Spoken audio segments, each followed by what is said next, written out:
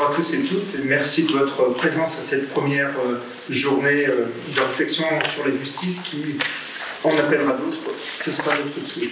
Je me présente, effectivement, Xavier Lecoq de la section lilloise de la Ligue des droits de l'homme, et je vais co-animer cette première table ronde consacrée à l'état des lieux de la justice en France avec Valentin. Du coup, je suis Valentin François, secrétaire de la CGT EPISA 62, donc le syndicat des travailleurs sociaux, des conseillers pénitentiaires d'insertion et de probation du Nord et du Pas-de-Calais. Voilà, l'idée de ces tables rondes, c'est vraiment de donner voix en fait à des travailleurs et travailleuses qui travaillent au sein de la justice française, justice pénale, il faut peut-être préciser, mais aussi des professionnels qui sont en contact avec elles, ou travaillent en partenariat. Ce que je vous propose pour débuter, c'est que chacun puisse se présenter. Les trois intervenants, par ailleurs, je précise qu'il y avait un quatrième intervenant qui était Maxime, Manu, qui représentait éducateur à Sud Santé Sociaux, éducateur au SAMU social, qui ne sera pas présent, qui est excusé. Voilà. Voilà, je laisse chacune se présenter rapidement. Je vais commencer. Ah, il faut le micro. Oui, c'est obligatoire. Ça ira. Alors, comment ça fonctionne? Je ne sais pas. Ça Ici, là, pardon.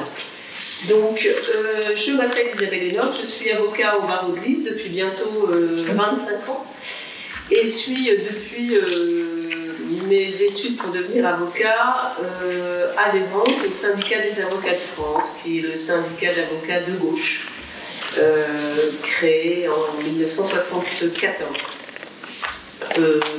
Auquel appartient notamment Henri Leclerc, qui a priori au niveau de la LDH est un peu connu, me semble-t-il.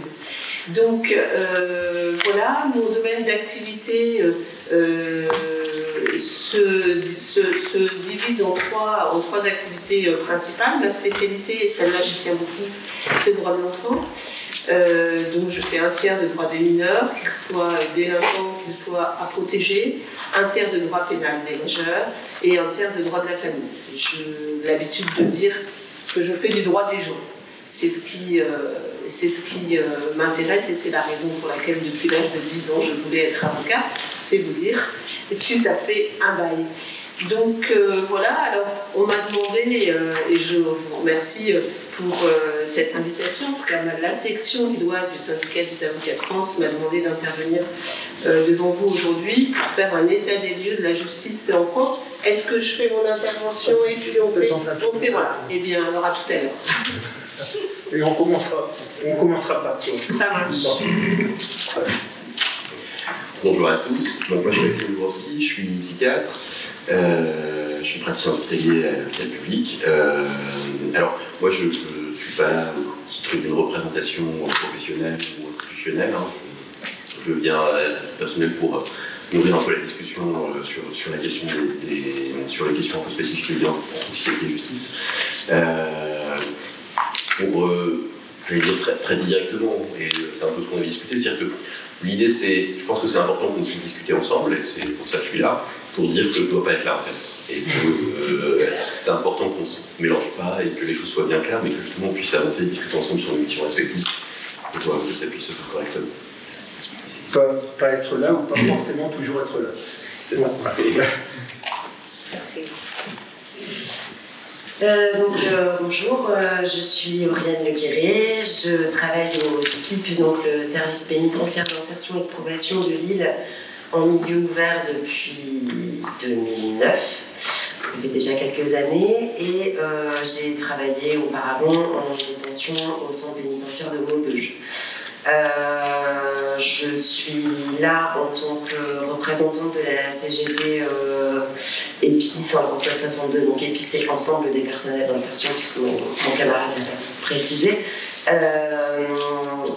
Le but en effet de cette journée, c'était un peu en tout cas de cette première table ronde, d'expliquer un petit peu où on en est aujourd'hui de la justice française en général et en tout cas du SPIP et de notre intervention auprès des publics en particulier. Donc j'espère pouvoir dresser un petit tableau de ce qui se passe aujourd'hui. Voilà. Merci Oriane. Alors Isabelle, ce qui serait intéressant peut-être, c'est que tu présentes un petit peu ta perception du rôle de l'avocat dans la chaîne judiciaire française. En quelques mots, ça lancera le débat, et de signaler un petit peu de manière synthétique quels sont les points de fragilité que tu constates, les difficultés que tu constates dans ton activité quotidienne, vis-à-vis des autres intervenants de la chaîne ou vis-à-vis des personnes que tu accompagnes. Alors, je vais délibérément faire le choix de parler des justiciables parce que c'est eux qui me semblent être au cœur du sujet. Alors, un avocat, c'est, selon moi en tout cas, d'abord et avant tout un porte-parole. L'avocat, il est là pour, et en particulier en matière pénale, pour donner des mots à des gens qui bien souvent n'en ont pas, ou en tout cas qui ne sont pas armés pour dire. Pour moi, le rôle de l'avocat, il est là. Il est de délivrer la parole de celui qu'on défend. En matière pénale, mais aussi et j'allais vous dire de mon point de vue surtout, la parole de ces enfants, qui, contrairement aux déclarations gouvernementales diverses et variées, n'est pas plus entendue aujourd'hui qu'hier et absolument pas prise en considération. Il faut savoir qu'en France aujourd'hui, il n'y a pour ainsi dire jamais de poursuite pour des faits de maltraitance intrafamiliale commis sur les enfants, sauf maltraitance grave. La réponse sociale aux faits de maltraitance sur les enfants, c'est la saisine de juges pour enfants et la mise en place d'une mesure d'assistance éducative. Il peut y avoir évidemment une décision de placement. Mais voyez-vous, ce qui est un petit peu compliqué, c'est que dans cette histoire, les enfants se considèrent punis, puisqu'ils sont placés, alors qu'ils sont d'abord victimes, que leur qualité de victime ne sera jamais prise en considération, puisque leur parent ne sera pas poursuivi pour les violences qu'ils ont exercées. Par contre, le jour où ces enfants-là deviendront ados et auront en eux une rage telle qu'effectivement ils vont manifester cette rage par des actes de violence qu'ils vont poser, eux, dans l'instant ou presque, vont être présentés devant un procureur de la République, devant un juge des enfants, et on leur demandera de répondre de la violence qu'ils ont eux-mêmes subie, eux-mêmes causée, alors que jamais personne n'a accepté d'entendre la violence qu'ils avaient eux-mêmes subie. C'est un exemple assez révélateur de l'état de la justice en France, en tout cas en ce qui concerne les mineurs. Vous avez peut-être sans doute entendu parler de cet enfant de 15 ans qui s'est suicidé dans un hôtel. Cette jeune fille était confiée à l'aide sociale à l'enfance depuis l'âge de 3 ans. Et elle a été, alors qu'elle allait très mal et qu'elle avait déjà fait l'objet d'une tentative de suicide, placée dans un hôtel. Alors vous imaginez bien que dans cet hôtel, il n'y avait pas d'éducateur. Alors même que la loi Taquet de 2022 a rendu illégal les placements en hôtel pour les mineurs de moins de 16 ans. Elle en avait 15. C'est vous dire à quel point on est bien loin du compte. Alors, il y a plusieurs, de mon point de vue en tout cas, ce qui je trouve est particulièrement insupportable, c'est le décalage entre les effets d'annonce et la réalité de terrain. Je rappelle quand même qu'on est en termes de surpopulation carcérale à des taux jamais atteints, quelle que soit la frange de la population, d'ailleurs, que ce soit pour les majeurs ou pour les mineurs, et que ça n'interpelle personne, ou presque. Et que la réponse de notre cher garde des Sceaux à cela, c'est de dire « construisons plus de prisons ». Alors, ce qui est tout à fait invraisemblable, c'est que ce même homme-là a largement plaidé contre l'incarcération massive du temps de son exercice professionnel, mais je pense qu'il a dû oublier depuis qu'il est à la place Mondot.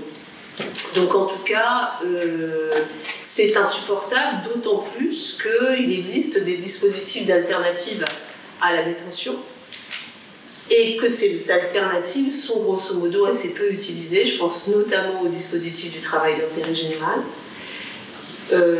pour lequel des enveloppes budgétaires ont été débloquées et qui n'est pas utilisé.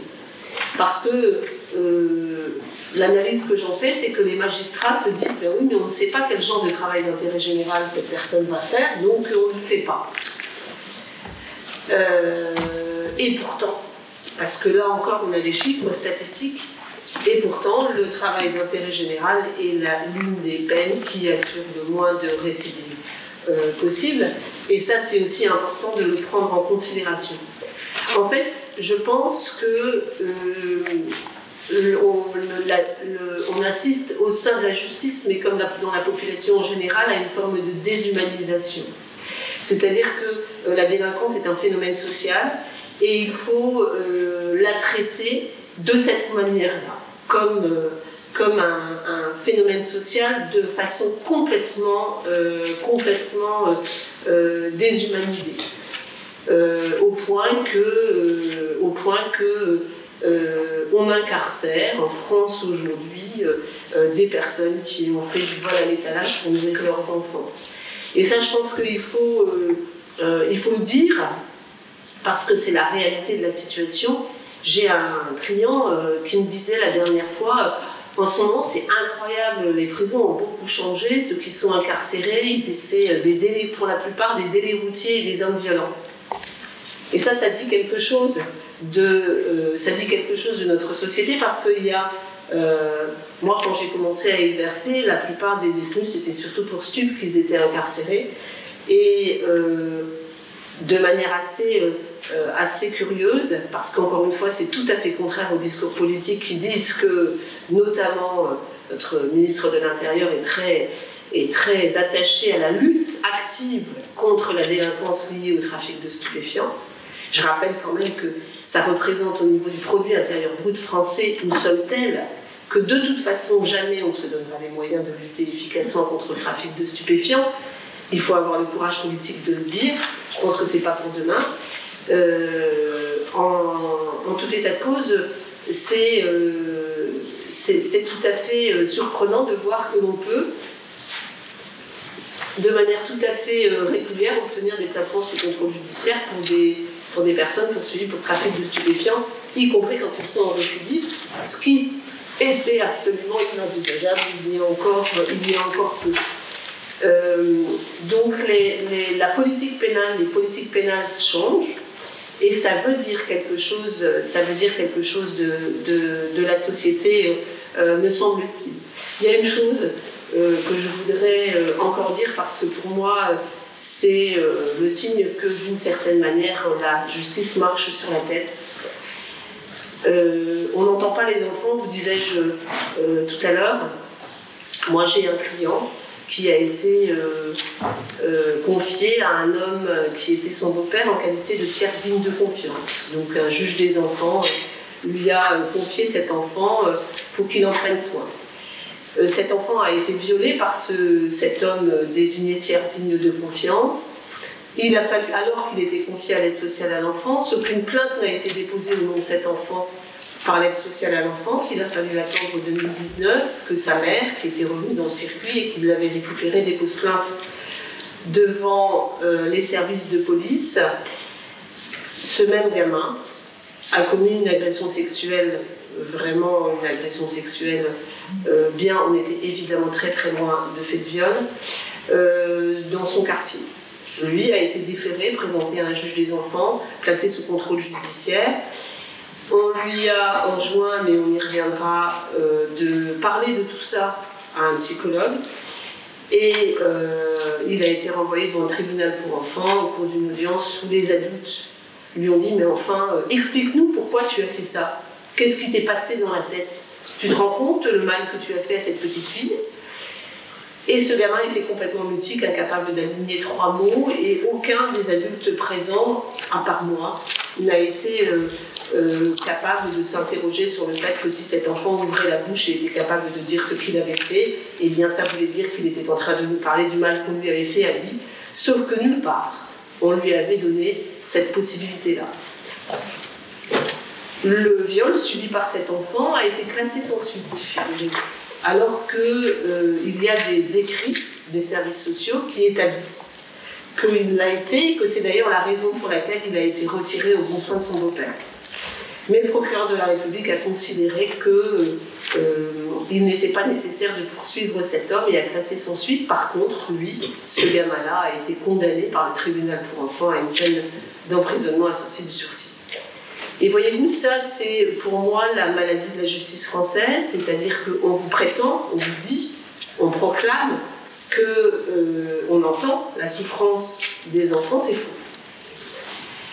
C'est faux, parce qu'on entend la souffrance des enfants dans un monde d'adultes et qu'on ne fait absolument pas l'effort de s'adapter. Alors si j'avais quelque chose à dénoncer sur l'état des lieux de la justice en France aujourd'hui, c'est cela, sans compter évidemment l'état absolument catastrophique de la protection de l'enfance, partout en France et notamment dans la région, puisque vous le savez sans doute, plus de 1000 enfants devraient être placés aujourd'hui parce que les décisions de juges des enfants l'ont décidé, et ils ne le sont pas, parce qu'il n'y a pas la place, parce qu'il n'y a pas suffisamment de lieux d'accueil pour les enfants en danger, qui restent donc en danger chez leurs parents. Voilà ce que je pouvais vous dire, en tout cas du point de vue qui est le mien. Merci Lebel, on continuera le propos, on y reviendra. Oui, merci. Du coup, je vous propose de passer, puisqu'on a évoqué quelques mots, le jugement, la condamnation, de passer en fait à la question de l'accompagnement des personnes condamnées, donc des personnes adultes, par le service pénitentiaire d'insertion et de probation. Je laisse la voix à ma collègue pour présenter un peu ce métier qui est peu connu. C'est moi maintenant. D'accord.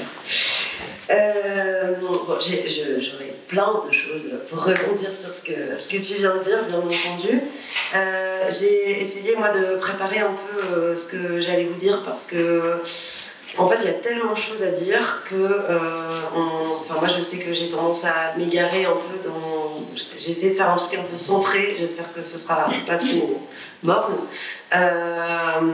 Déjà, pour situer notre service en propos général, donc on est le service pénitentiaire d'insertion et de probation, donc comme son nom l'indique, rattaché à l'administration pénitentiaire, rattaché au ministère de la Justice. Voilà, donc déjà pour situer un petit peu aussi, je dirais la petitesse de notre corps de métier, puisque alors moi j'étais restée sur 4000 travailleurs sociaux de la pénitentiaire en France, on est peut-être un petit peu plus maintenant, mais on est vraiment un tout petit corps en fait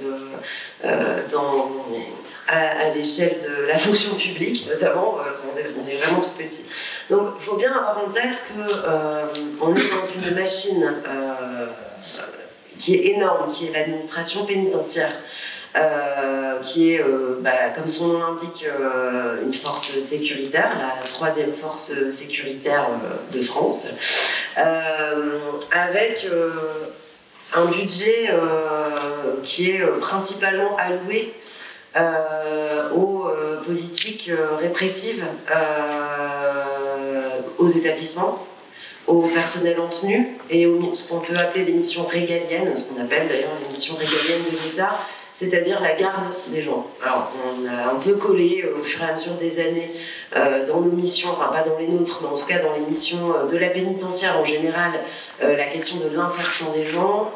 On ne va pas se mentir non plus là-dessus, on est principalement, en tout cas dans les établissements, sur des missions de garde sécuritaire des personnes qui nous sont confiées. À l'intérieur de cette administration pénitentiaire, nous existons maigrement, en nombre et en voix. Et en politique, contrairement aussi à l'affichage qui en effet, depuis quelques temps, on est un peu plus à la mode, mais on ne le ressent clairement pas dans nos interventions sur le terrain.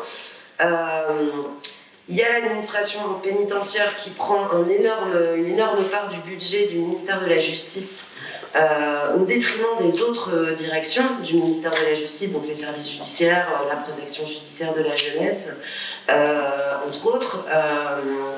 Mais au sein de cette administration pénitentiaire, nous, on est vraiment, on prend plutôt les miettes. Donc c'était pour vous présenter un petit peu là où on se situait, en tout cas au niveau budgétaire, mais ce qui explique bien l'importance, le peu d'importance qu'on peut avoir dans tout ça. Au niveau de nos missions, donc nous, en tant que travailleurs sociaux de l'administration pénitentiaire, on prend en charge les personnes qui sont condamnées par la justice française, qui sont pénalement condamnés et qui sont pris en charge soit ce qu'on appelle en milieu fermé, soit en milieu ouvert. Il faut savoir que en établissement pénitentiaire ou à l'extérieur. On parle beaucoup des établissements pénitentiaires. Il faut savoir que la plupart des gens condamnés par la justice sont en fait suivis par l'administration pénitentiaire dehors. Que ce soit en ce qu'on appelle en peine alternative à l'incarcération, puisqu'on parle toujours de référence à l'incarcération quand même dans notre travail, ce qui est quand même assez problématique en soi. Les gens sont pris en charge au sein des établissements ou à l'extérieur. À l'extérieur, il y a un nombre beaucoup plus important. J'ai pas les chiffres sur combien on est aujourd'hui. Pour vous dire que le contrôle social ne se limite pas aux personnes incarcérées en France. Ça s'étend aussi aux personnes qui sont dehors, qui ne sont pas privées de liberté, mais qui sont restreints dans leur liberté. Donc ça, c'était un petit peu pour... Donc nous, notre mission première dans le code pénal et le code de procédure pénale, c'est ce qu'on appelle prévenir la récidive. Ce qui est quand même un vaste sujet. On travaille sous le mandat du juge d'application des peines, qui n'est pas notre hiérarchie directe, puisque nous avons notre hiérarchie propre, mais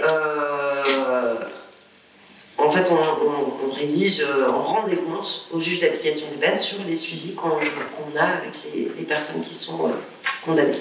Voilà nos missions. Je voudrais d'abord vous parler de la direction de l'administration pénitentiaire. Depuis quelques années, la direction de l'administration pénitentiaire élabore ses propres doctrines qui sont, et je parle bien de doctrines, qui sont complètement déconnectées du terrain, de notre réalité de travailleurs à nous, mais surtout de la réalité des publics qu'on prend en charge. On est vraiment sur un glissement sécuritaire de nos missions. Faut savoir qu'avant, on a d'abord été des éducateurs pénitentiaires, ensuite on a été des conseillers d'insertion et de probation, donc on était des CIP.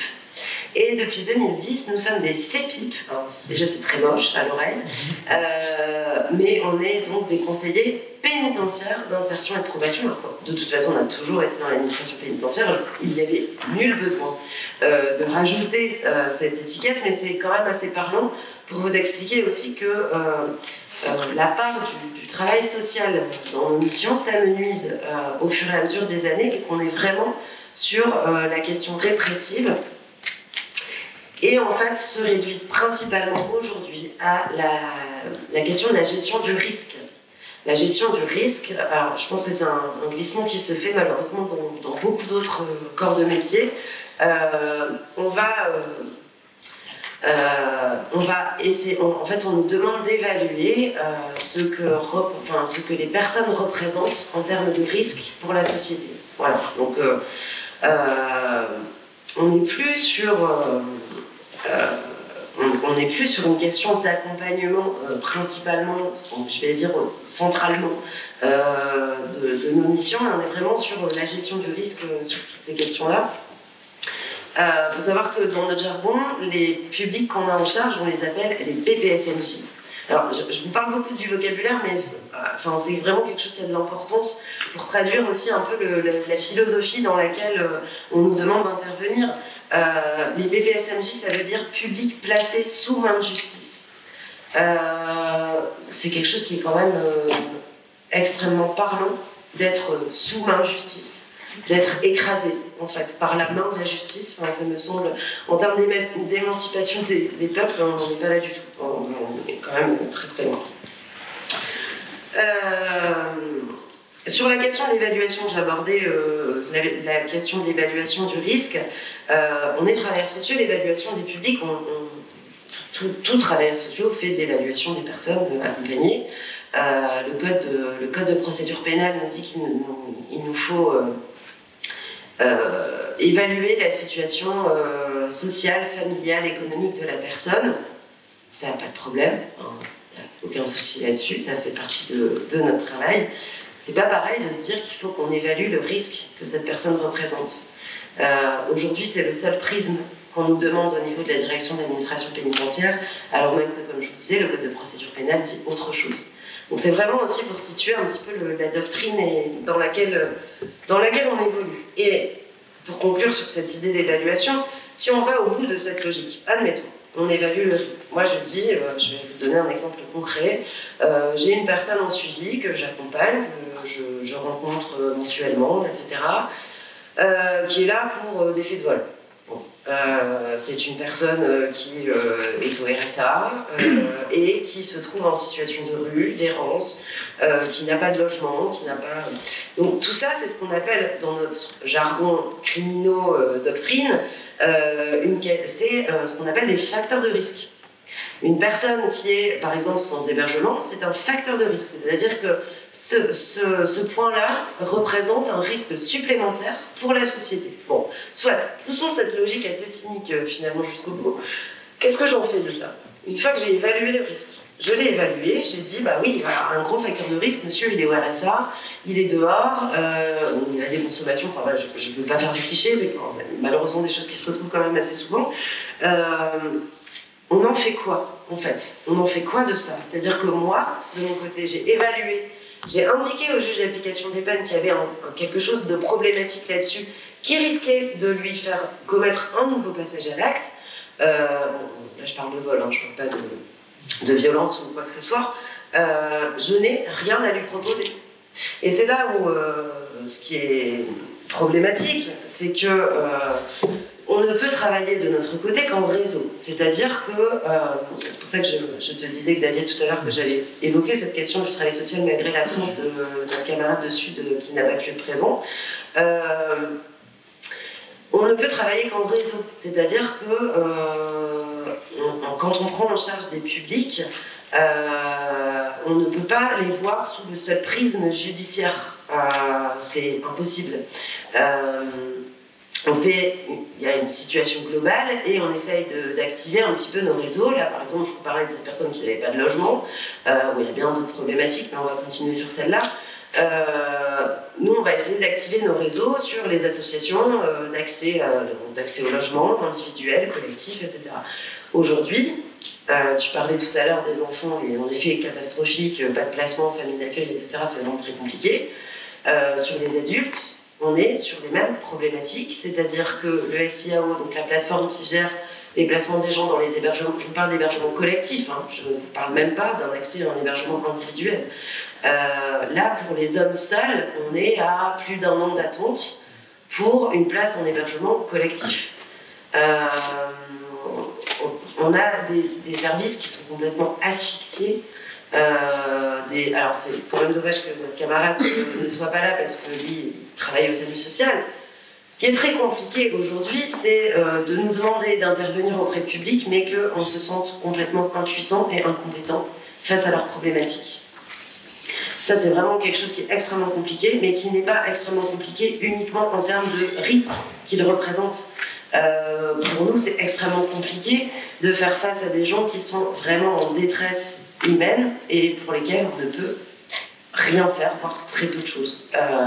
Les politiques d'insertion, elles sont globales et tout est en train de se casser la figure. Et on est vraiment dans un moment où je pense que ça n'a jamais été aussi compliqué qu'aujourd'hui. C'est pas hyper réjouissant ce que je peux vous dire, j'en ai bien conscience, mais en même temps, c'est la réalité. Tout ça pour vous dire, tout ça pour vous dire qu'au fur et à mesure des années, avec cette doctrine de gestion du risque, de criminologie, etc., on s'est vraiment, en tant qu'administration pénitentiaire, mais surtout en tant que travailleurs sociaux de l'administration pénitentiaire, on s'est vraiment beaucoup refermé sur nous-mêmes en se concentrant sur cette doctrine de je gère le risque, je gère les flux aussi, et on est complètement, on s'est au fur et à mesure isolé des autres services qui interviennent auprès de nos publics, malheureusement. Le ministère de la Justice lui-même ne parle que peu. Il y a des affichages de discussions entre différents ministères sur les accès à la santé, des personnes détenues ou pas, mais ça reste quelque chose qui est extrêmement compliqué aujourd'hui. Et pour rebondir sur ce que tu disais tout à l'heure sur le travail d'intérêt général, là, il y a des discussions. Parce que quand il faut faire travailler les gens gratuitement, là, on discute. Je suis désolée de le dire comme ça. Moi, j'entends bien que c'est en effet une peine qui est intéressante en soi, mais qui aujourd'hui, malheureusement, est vidée, alors pas tout le temps, je pense que j'exagère un petit peu, de son sens pédagogique. Et que bien souvent, on se retrouve avec des gens qui font du nettoyage, qui font des assos ou dans je sais pas, chez des bailleurs sociaux, etc., mais qui sont vraiment en situation de travail et qui aujourd'hui sont vraiment utilisés dans la masse salariale de l'association, de l'entreprise, l'économie sociale et solidaire dans laquelle ils sont, dans l'organisme dans lequel ils sont placés, pour effectuer un travail qu'eux-mêmes n'ont plus les moyens d'effectuer. C'est-à-dire que bien souvent, ce qu'on appelle les tigistes remplacent le personnel qui ne peuvent plus avoir. Donc c'est vraiment quelque chose de compliqué. La question du travail, là je parle du travail d'intérêt général, mais c'est aussi le cas du travail en détention, le travail pénitentiaire. Il n'y a pas de droit du travail en prison. Les gens n'ont pas le droit, par exemple, basique, les travailleurs en établissement pénitentiaire n'ont pas le droit de grève, parce que ça représente un risque. Il n'y a pas de droit du travail en prison. Il n'y a pas de minimum de salaire. Les gens font des tâches souvent de manutention, sont payés à la pièce. On se retrouve avec des fiches de paie au mois, je sais pas, 200 € maximum par mois. Les gens puissent cantiner leur tabac ou leur vivre un peu plus, pour vivre de façon un peu plus confortable. Mais la question du travail dans l'administration pénitentiaire au ministère de la Justice, c'est une vraie question quand même, sur laquelle je ne vais pas m'attarder plus. Donc tout ça pour dire que, en tout cas, depuis le début des années 2000, on connaît une population carcérale qui ne cesse d'augmenter, c'est ce que tu disais tout à l'heure, les gens sont incarcérés beaucoup plus facilement qu'avant, mais ils sont aussi condamnés globalement beaucoup plus facilement qu'avant. Moi j'ai déjà eu des gens qui avaient eu des peines, j'ai déjà eu une personne qui a eu un travail d'intérêt général pour un franchissement de ligne blanche. J'ai déjà vu. On est quand même sur un truc qui est complètement délirant, avec une mention qui va rester inscrite dans leur casier, alors, pas toute leur vie, mais en tout cas où il va rester quand même des traces sur le long terme pour un franchissement de ligne blanche. Alors on va nous dire, bah oui, mais c'est de la récidive. On s'en fout en fait. Enfin, je veux dire, il y a un moment, il y a des gens qui aujourd'hui sont condamnés qui ne devraient pas l'être. Alors vraiment, en tout cas qui n'étaient pas. On est vraiment sur une aggravation du nombre de la population qui est suivie par la justice, qui est condamnée par la justice, qui s'explique vraiment beaucoup par l'empilement judiciaire, toutes les réformes pénales qui ont été à la chaîne depuis le début des années 2000. Ça a vraiment commencé sous l'ère Sarkozy. Si vraiment on veut commencer à situer un peu ça. Alors j'ai plus les chiffres exacts, mais on est passé de 20 000 détenus en début des années 2000 à aujourd'hui, on est à combien aujourd'hui? Plus de 76 000. 76 000, voilà. Donc on a un essor en une vingtaine d'années qui a été complètement délirant, alors nous on a quand même une partie de l'explication que nous on a, c'est quand même la question de la justice expéditive.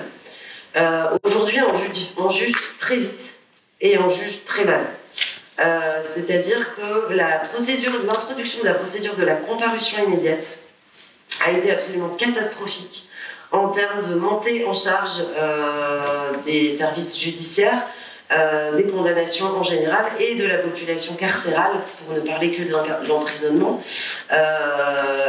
Il y a beaucoup plus de mandats de dépôt qui sont prononcés après les audiences quand on passe en comparution immédiate, c'est-à-dire moins d'aménagement de peine, les mandats de dépôt, c'est-à-dire on dépose les gens dans l'établissement pénitentiaire. Il y a beaucoup plus de détentions provisoires qui sont prononcées dans ce cadre-là. Il faut savoir qu'avant, alors là, pour faire un peu un lien avec la répression syndicale dont on parlait tout à l'heure, souvent on disait aux gens en manif, vous n'acceptez pas la comparution immédiate. Vous allez être libéré et vous serez jugé, votre procès sera renvoyé. Aujourd'hui, on a vu des militants syndicaux refuser la comparution immédiate puisque c'est quand même toujours des condamnations beaucoup plus lourdes. On n'a pas le temps de préparer sa défense, on n'a pas le temps d'avoir les éléments d'évaluation de la personne, il n'y a pas d'évaluation de la personne qui va être jugée. Il y a des gens qui se sont retrouvés incarcérés en mandat de dépôt, donc en détention provisoire, jusqu'à l'audience qui avait été reportée à leur demande. On est vraiment sur quelque chose qui aujourd'hui glisse vraiment de façon assez problématique. Il y a quand même, et c'est ce que me disait ma collègue avec qui on a préparé mais qui aujourd'hui n'est pas là, sur cette question de la justice rapide, elle me faisait remarquer à juste titre qu'il y a aussi une justice très lente à côté, ce qui représente un fossé énorme, parce que la question on va dire, des délits les plus graves ou des crimes, c'est extrêmement lent en termes de jugement, non pas parce qu'on prend du temps, on choisit de prendre du temps, mais parce qu'on n'a pas les moyens de faire en sorte de mobiliser les équipes un peu partout pour que ça aille un petit peu plus vite, ce qui reste quand même assez problématique, et notamment pour les victimes, pour rejoindre aussi un peu ce que tu disais tout à l'heure par rapport aux enfants. Sur la question, là, ce qui nous intéressait aussi, c'était d'évoquer la question du désengagement de l'État au sein de la justice, mais surtout au sein de tous les services, pour parler en termes un peu sociologiques, tout ce qu'on pourrait appeler un petit peu la main gauche de l'État, les droits de l'enfant, la justice pénale, le travail social, l'hôpital, puisque on a un désengagement total et les personnes qui ont été victimes que tu évoques, ce sont les mêmes en fait. Les gens qu'on a en suivi sont principalement, et c'est pas les uniques personnes, il y a des gens qui viennent de milieux un peu plus favorisés, mais enfin globalement, on n'a pas fait de statistiques, mais sociologiquement, on remarque quand même que les personnes qui nous reviennent sont quand même plutôt des gens avec des parcours aide sociale à l'enfance. Plus de 80% des personnes détenues ont ce qu'on appelle plus de 80% des personnes détenues ont un passé institutionnel, c'est-à-dire voilà, placement à l'aide sociale à l'enfance ou à l'hôpital psychiatrique. C'était juste... Pardon. Non, mais c'est vrai. Le désengagement de l'État fait que nous, on est vraiment le dernier maillon en fait, à prendre en charge.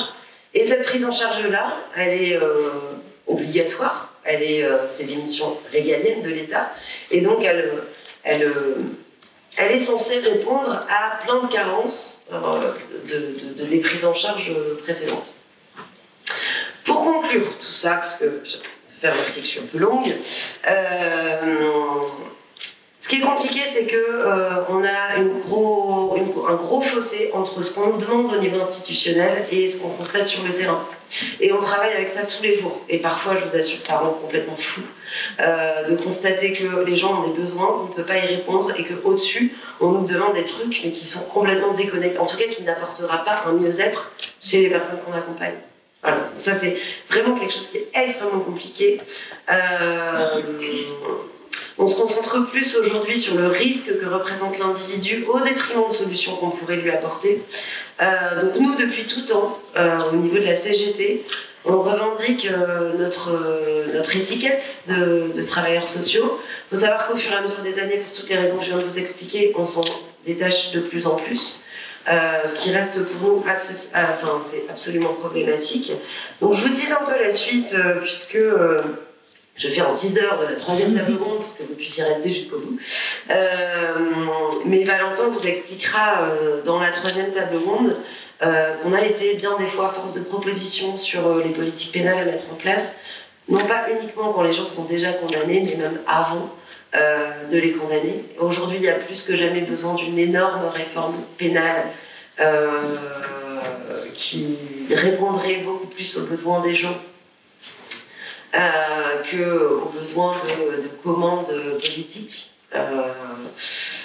Voilà, donc ça c'est Valentin qui vous racontera tout ça sur cette troisième table ronde. Merci Oriane. Juste rapidement un point sociologique sur la personne que l'on prend en charge dans les services pénitentiaires. Donc c'est majoritairement des hommes. Si vous avez pu comprendre socialement, on est vraiment sur quand même comment dire, la classe sociale extrêmement défavorisée, des personnes très défavorisées qui ont plein de problématiques, et notamment la question du soin en fait. C'est des personnes, le judiciaire se partage un peu la prise en charge des personnes, on dit souvent que le second hôpital de France c'est la prison. Alors c'est pour ça que je vais laisser la parole à Maxime. Quelle transition. C'est beau comme ça. Alors merci de m'avoir invité. Moi je ne vais pas vous donner un avis technique sur la question du justice parce que vous l'avez. En préambule, peut-être juste effectivement pour resituer les choses, 2-3 éléments. Il y a la question un petit peu d'organisation des soins justement sur cette, pour clarifier un petit peu la question de l'hôpital et de quoi on parle exactement quand on parle de services de psychiatrie. 2 mots aussi peut-être sur les populations, ou les patients, ou les personnes qui nous soignent en psychiatrie, là aussi pour avoir une idée un petit peu claire de ce dont on parle, parce que quand on parle d'interface psychiatrie-justice, on regarde quand même la question de la psychiatrie par un tout petit bout de la lorgnette, ça c'est vraiment quand même important d'avoir en tête. Et 3e élément, juste pour resituer très très vite les grandes lignes des interfaces qu'il y a entre les systèmes judiciaires au sens large et les systèmes sanitaires pour la médecine. Donc la psychiatrie publique, la psychiatrie en général, c'est une spécialité médicale et c'est une pratique qui s'inscrit dans une pratique sanitaire, médicale, comme n'importe quelle autre discipline médicale. Donc il ne faut pas avoir une représentation fantasmée d'une espèce de truc magique. On s'occupe de maladies psychiatriques comme on s'occupe de maladies dermatologiques ou cardiologiques. On peut faire un peu caricatural, mais l'idée c'est un petit peu ça. Le système en France, c'est soit vous vous adressez à un praticien, comme vous adressez à un praticien libéral, sur une clinique privée comme vous voulez, ou alors vous vous adressez, vous êtes pris en charge par les systèmes par l'hôpital public. L'hôpital public, il a cette particularité en psychiatrie, je pense que c'est important de le dire en préambule, parce que là aussi, on est vite un peu flouté sur et le CMP, et l'hospitalisation, etc. C'est ça, exactement, c'est pour ça que je réexplique ça justement. Le système de psychiatrie publique, il est organisé pour être assez transversal, c'est que chaque service s'occupe d'une zone géographique, on appelle le secteur, c'est les psychiatres, dans la question de sectorisation. Et globalement, pour une zone géographique donnée, les gens qui habitent sur cette zone-là, ils sont pris en charge par la même équipe ou le même dispositif à toutes les étapes ou à tous les niveaux de gravité en termes de prise en charge. Donc, finalement, c'est le même dispositif qui va proposer l'hospitalisation, les hospitalisations libres, éventuellement les hospitalisations sans consentement, les prises en charge ambulatoires, les hospitalisations de jour, les dispositifs de prise en charge à domicile, ou le centre de consultation public et le centre médico-psychologique, donc l'idée c'est ça, c'est que dans la psychiatrie publique, il y a une espèce de dispositif un peu transversal où on essaie de s'occuper un petit peu de toutes les étapes. Ça peut avoir beaucoup d'intérêt parce qu'effectivement ça permet à la fois d'avoir une grande fluidité dans les transitions de soins et les transitions de l'hôpital, etc. Et ça permet aussi que tout le monde soit pris en charge. C'est-à-dire que globalement il y a quand même quelque chose qui est de l'ordre de la responsabilité populationnelle. Quand un patient habite ou est rattaché à la zone où vous travaillez, vous le prenez en charge et il faut que quelqu'un s'en occupe et c'est le dispositif de psychiatrie publique de la zone. Donc, aussi compliqué que ça puisse être. Donc voilà, le dispositif il est structuré à peu près comme ça. Et donc c'est important parce que c'est que pour nous, on parle assez rapidement de manière indifférenciée des centres de consultation de l'hôpital. Il ne faut pas avoir une représentation de l'hôpital psychiatrique comme quelque chose de complètement autonome, fermé et isolé de tout le reste. C'est les mêmes gens globalement qui travaillent au côté du Alors, ce dispositif-là, il sert à quoi pour avoir une idée? Il sert à soigner les gens qui souffrent d'une maladie psychiatrique, au sens large. La maladie psychiatrique, il faut avoir en tête que ça, quand on le dit comme ça a toujours l'air très inquiétant et très grave, mais il y a tous les niveaux de gravité. Hein. On peut finir les choses de plein de manières différentes, mais une attaque de panique, c'est une maladie psychiatrique. Une insomnie, c'est une maladie psychiatrique. Enfin, c'est comme en ORL, vous pouvez avoir un rhume et un cancer ORL gravissime. En psychiatrie, ça va aussi en termes de gravité, de choses très bénignes qui partent toutes seules, qui se traitent facilement, des trucs beaucoup plus compliqués. Donc, il y a quand même une question, en particulier dans les discussions avec la justice, quelque chose qui est important à avoir en tête sur le large champ d'intervention et de niveau de gravité que ça représente.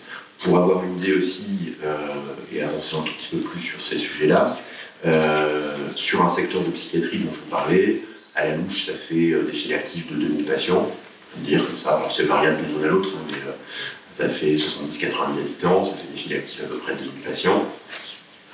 Sur ces 2000 personnes qui sont prises en charge sur une année donnée par un secteur de psychiatrie, il y en a plus de 85%, entre 85 et 90% qui ne seront jamais hospitalisés. Donc là aussi, c'est quand même un point important à avoir en tête, parce que finalement, encore une fois, c'est ce côté de petit bout à l'orniette, c'est-à-dire que concrètement, l'essentiel de l'activité des dispositifs de psychiatrie publique, c'est la prise en charge ambulatoire exclusive. Consultation, un peu plus que de la consultation, mais voilà, et sur ces 10-15% de gens qui vont à un moment dans l'année être hospitalisés, c'est majoritairement de l'hospitalisation en soins libres, donc comme dans n'importe quel autre service de médecine, et c'est 15-20% qui seront hospitalisés sans consentement. Donc là aussi, c'est important de voir ces échelles-là en tête, ça veut dire que la fraction de patients qui va au moment de l'année être hospitalisés sans consentement, c'est une toute petite partie de notre activité au global. Ça nous prend beaucoup de temps et c'est compliqué à la fois sur le plan clinique et sur le plan administrativo-réglementaire et judiciaire, mais c'est anecdotique en termes de volume sur l'ensemble des gens qui sont soignés. Donc ça c'est important de l'avoir en tête parce qu'effectivement, là aussi, on est vraiment dans cette idée que la psychiatrie, c'est pas que la question de l'institution lourde, des choses comme ça. Et quand on parle d'hospitalisation, on parle de quoi? C'est là où il y a des sujets assez intéressants quand on échange sur les trucs, c'est la durée moyenne d'hospitalisation sur un secteur de psychiatrie adulte pour de l'hospitalisation de psychiatrie générale standard, c'est entre 3 et 4 semaines. 4 semaines, ça compte comme long en fait. Hein. C'est une durée moyenne d'hospitalisation longue sur les services. Donc, et ça, c'est pas forcément un mal. J'allais dire, parce qu'il y a eu aussi un glissement justement dans les activités et la structuration de l'hospitalisation en psychiatrie qui était il y a 40 ou 50 ans un lieu de vie pour beaucoup de gens, dans aussi une dimension de relégation sociale importante, et qui n'est aujourd'hui plus du tout dans cette mission et dans ses fonctions. Alors, ça pose une question, on aura peut-être l'occasion de discuter sur la question du lieu de vie des gens et l'autonomie, etc., qui est, à mon avis, une problème central dans les interfaces qu'on peut avoir. En revanche, ça a aussi permis une amélioration aussi considérable dans le caractère proactif, technique, dans l'amélioration des soins et l'amélioration de la prise en charge qu'on peut proposer aux patients. Donc ça, c'est un petit peu le cadrage général, parce que ça permet aussi de se représenter de quoi on parle quand on parle de psychiatrie publique, d'hospitalisation. Parce que c'est vrai que de l'extérieur, on peut avoir l'impression qu'on va interner ou placer les gens à l'hôpital. Ils sont ni internés ni hospitalisés, enfin ni internés ni placés, ils sont hospitalisés. Pendant des périodes indéfinies, aussi dans une dynamique pour laquelle on a souvent une pression extérieure, et en particulier du point de vue judiciaire, de contrôle social intermédiaire finalement. Donc il y a cette description pour avoir une idée un petit peu de l'organisation et de comment sont structurées la dimension de les files actives et les organisations de prise en charge. À qui ça s'adresse? Et là aussi, pour aller très très vite là-dessus, et pour tout de suite déminer une série de trucs sur les questions de dangerosité qui planent souvent assez fort dans les questions d'interface judiciaire. Concrètement, les gens qui souffrent de maladies psychiatriques ne sont pas dangereux par essence du fait de leur maladie psychiatrique. Et ça, c'est un élément important. Alors, je reprends ce que Oriane, ce que disait Oriane tout à l'heure sur la question des facteurs de risque et l'organisation. Globalement, souffrir d'une maladie psychiatrique aujourd'hui, c'est un facteur protecteur vis-à-vis d'un passage à l'acte pénal. Pas chez nous. Bah oui, il y a des statistiques et d'épidémiologie bien propres. C'est-à-dire que concrètement, alors je ne parle pas d'addictologie ni de consommation de toxiques. Il y a des consommations de substances, c'est particulier. En tout cas, techniquement parlant, aujourd'hui, vous avez moins de risques de mourir assassiné par un schizophrène inconnu que de mourir foudroyé. Je veux dire, c'est de cet ordre-là. Hein. On est vraiment dans des... Enfin, voilà.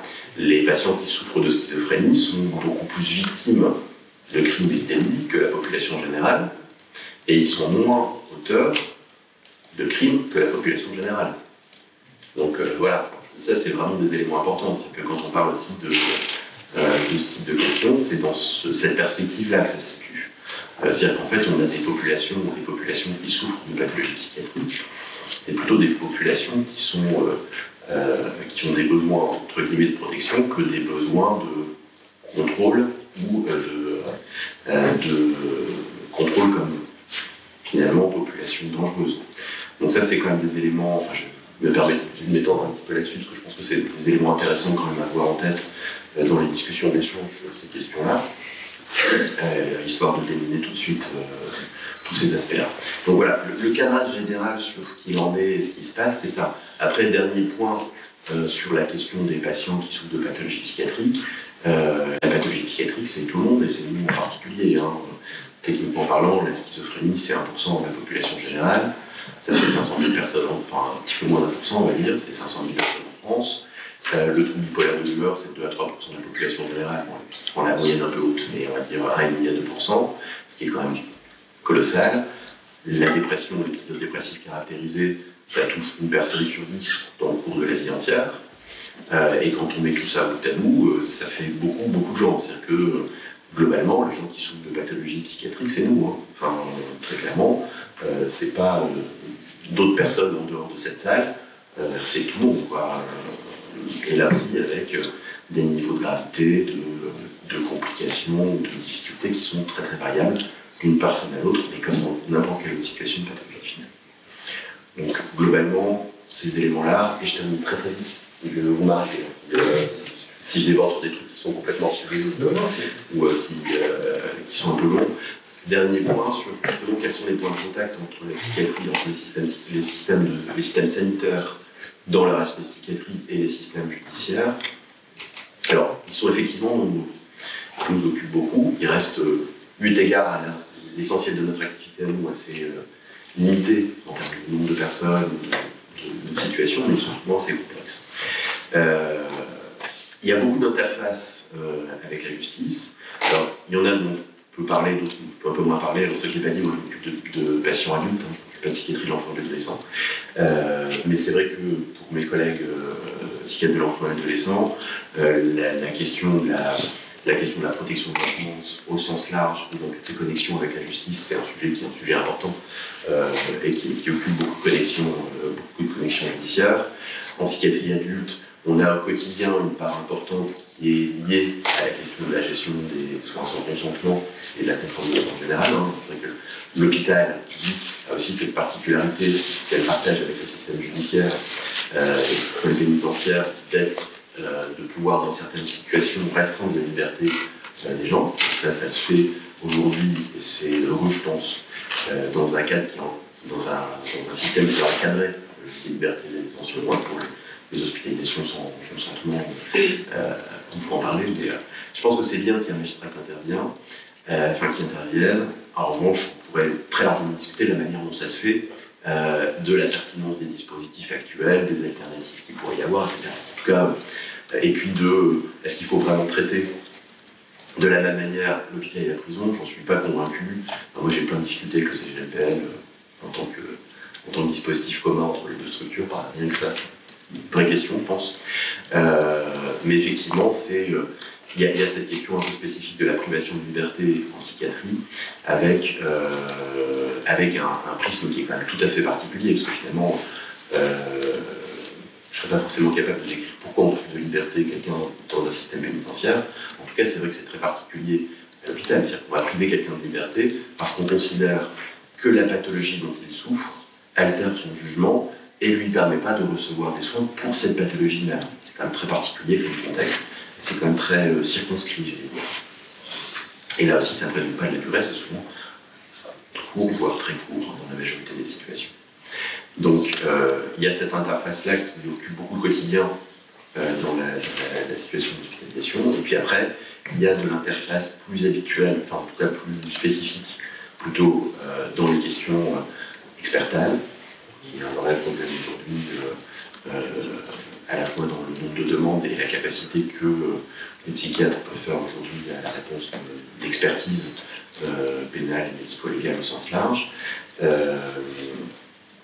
La question effectivement des contraintes de soins et des injonctions de soins en ambulatoire qui pose beaucoup de difficultés. Et puis après, un grand champ qui est effectivement la question de l'intervention sanitaire au sens large au milieu pénitentiaire. Effectivement, en prison, il y a beaucoup de médecins et soignants, enfin, il y en a, qui vont intervenir pour les soins en général, mais aussi pour les soins psychiatriques. Donc avec là des grosses questions, alors moi j'ai déjà travaillé en prison, mais pas récemment, j'allais dire, donc j'ai pas d'éléments très récents sur cette activité-là, mais c'est aussi un bon sujet. Et effectivement, si on le reprend au transversal, finalement, on essaie d'avoir une idée là-dessus. Mon impression, mais qui est une impression personnelle là-dessus, c'est qu'on a un grand mélange des genres et un grand flou sur qui intervient, à quel moment, avec beaucoup de gens pour lesquels on repère des pathologies psychiatriques en prison, donc on se dit mais qu'est-ce qu'ils font là effectivement, beaucoup de gens qui arrivent dans les dispositifs de soins alors que nous on n'identifie pas forcément de pathologies existantes, avec une question assez compliquée de limitation des périmètres qui relève, je vais terminer là-dessus, à la fois de questions de ressources. Donc évidemment je ne peux pas vous faire aujourd'hui un laïus sur l'état de l'hôpital public en général, l'état de la psychiatrie en particulier.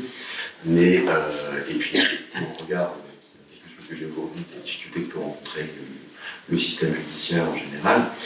Mais ça pose aussi des questions qui sont des questions d'éthique et d'intervention, et d'intervention claire et propre, je vais dire, du point de vue éthique auprès des publics en général.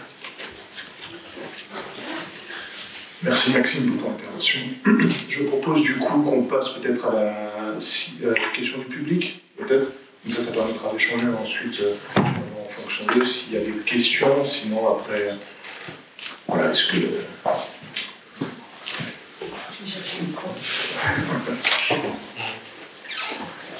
J'ai une question au fond, une question en bas.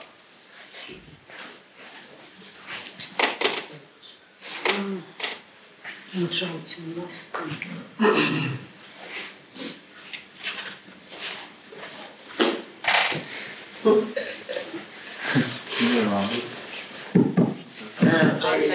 petit temps de connexion.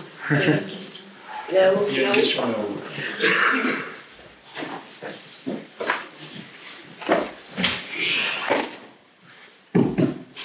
Bonjour à tous et merci d'être là. Je me présente, moi je suis docteur Slovaque, je suis pédopsychiatre. Je suis responsable de la structure hospitalière pour l'enfance en danger du Douaisis. Donc en gros je suis assez intéressée par ce que vous avez dit. Je vais m'adresser à Madame Enoch, parce que je vous avoue, merci de votre discours, ça fait beaucoup de bien de l'entendre, puisque c'est ce qu'on se répète avec mon équipe, parce que j'ai une équipe complète dans ma structure. On se répète ça toute la journée en permanence, donc ça fait du bien de l'entendre de l'extérieur. Monsieur Bobrovski, Dr Bobrovski, par contre, je trouve que vous avez une présentation extrêmement timorée de la psychiatrie. Je ne sais pas si c'est parce que vous n'avez pas envie de faire de laïus comme vous le disiez, mais moi je vois quand même des problématiques de désengagement de l'État massif auprès des publics les plus précaires qui cumulent justement les facteurs de risque de désengagement en fait de la société. Moi, quelque chose que je peux constater, c'est que nos populations, que ce soit les enfants et les familles, ils sont très loin des services publics. Je les trouve abandonnés. Je vous rejoins sur l'histoire du droit des enfants, où en fait, on a de l'idéologie familialiste qui vient quand même beaucoup polluer l'esprit des experts, parce que On n'a pas parlé du scandale des experts, mais les experts psychiatres et psychologues, c'est quand même une vaste blague, puisque la formation des uns et des autres, elle est quand même pas contrôlée, on n'est pas évalué, et donc c'est des gens qui ont un discours qui peut être extrêmement important dans les cours de justice. Et moi-même, ayant fait ces études, je vois bien que on peut dire tout et n'importe quoi si on a envie. Je trouve que Freud est encore énormément cité, alors que ça fait quand même longtemps qu'il est mort. Là-dessus, je sais que je vais avoir des retours négatifs, mais en tout cas, moi je suis spécialisée en psychotraumatologie. Ce qu'on repère massivement, nous, chez les gens, que ce soit les enfants ou les parents, c'est des signes, des stigmates du psychotrauma, des psychotraumas complexes, des troubles de personnalité, ça c'est aussi notre spécialité. Et ces deux axes ont été aussi pendant très longtemps ignorés par la psychiatrie. Donc ça, c'est aussi un point à avoir en tête. C'est des gens qui ont du mal à vivre avec eux-mêmes et avec les autres. Donc c'est pour ça qu'il y a un impact sur la vie familiale, la vie sociale. Moi, avec l'aide sociale à l'enfance, j'ai un rapport d'amour-haine. Pourquoi ? Parce que l'ensemble des gens qui nous adressent des enfants au CHED dans mon unité, c'est l'ASE. C'est les éducateurs de l'ASE, de terrain, qui, à mon avis, sont en lutte, comme vous, madame, avec leurs injonctions paradoxales, qui se retrouvent à devoir faire du contrôle social alors qu'ils voudraient faire de l'accompagnement, mais en même temps, avec le nombre de familles qu'ils doivent gérer, ils n'y arrivent pas. Moi, je suis frappée par l'inaction pénale, par le faible nombre de mes signalements qui se transforment en instruction. Moi, j'en fais 1 à 4 par mois, à peu près.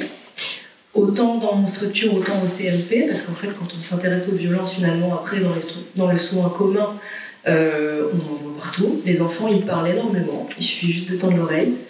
Les familles aussi, parfois, nous parlent aussi directement, mais c'est juste qu'il y a plein de gens qui n'ont pas envie d'entendre. Je ne parle pas que des violences sexuelles, il y a aussi tout ce qui est les négligences, les violences physiques, etc.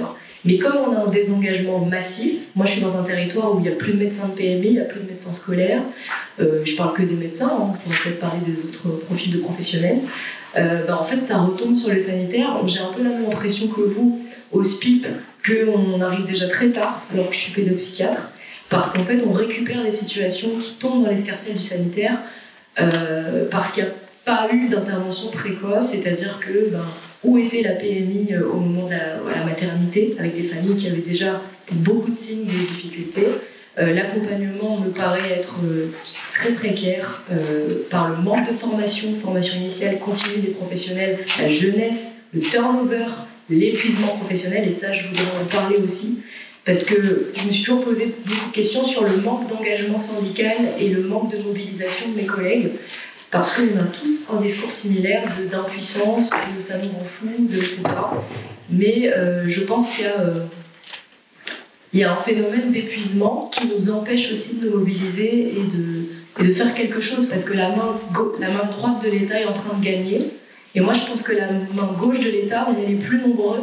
Et on peut faire des choses, on a tendance à l'oublier, mais on peut vraiment renverser. Donc moi, je suis psychiatre hospitalière, mais j'assume d'avoir un discours très critique. Et quand je dis les choses aux magistrats, par exemple quand j'ai dit au procureur des mineurs qu'il fallait arrêter de nous envoyer des patients cassés, parce qu'on ne peut plus rien y faire après au bout d'un moment, le problème c'est que moi je repère que mes collègues sont aussi quand même assez timorés, que c'est quand même compliqué de se positionner, alors sauf quand on est expert et que tous les focus sur nous, mais il y a peut-être aussi un problème d'engagement citoyen des gens qui font ces professions. Alors après, peut-être par épuisement professionnel, peut-être par habitus, parce qu'on est un peu des bourges, les médecins, donc de temps en temps on n'aime pas trop secouer la machine. Mais bon, je suis quand même ravie d'en voir là un aujourd'hui. Mais en tout cas, voilà, moi je constate vraiment la même chose sur les désengagements de l'État. Je vais continuer mon travail parce qu'il y a beaucoup de boulot. Je vais essayer de me battre auprès des juges pour qu'il y ait plus d'avocats, parce que je disais au juge des enfants, où sont les avocats ? Il y a beaucoup d'avocats des parents, très peu d'avocats des enfants. Et moi j'en ai marre de me retrouver militante. Parce qu'en fait, quand on est pédopsychiatre, qu'on fait du psychotrauma et qu'on voit des enfants, toute la journée, on devient militant. Et j'aime bien être militante, mais sur mon temps libre. Donc, il y a vraiment quelque chose. Donc, je voulais souligner ça, et peut-être, après vous avez le droit d'y réagir, être un petit peu moins timorés, nous les soignants, sur ce qu'on voit, parce que peut-être que c'est la réserve, etc. Mais zut, quoi. Enfin, moi, les situations que je vois, là, ce que vous avez décrit, c'est notre quotidien. On a réduit la voilure parce qu'on a notre budget qui a été réduit, donc c'est ça aussi un problème de l'hôpital.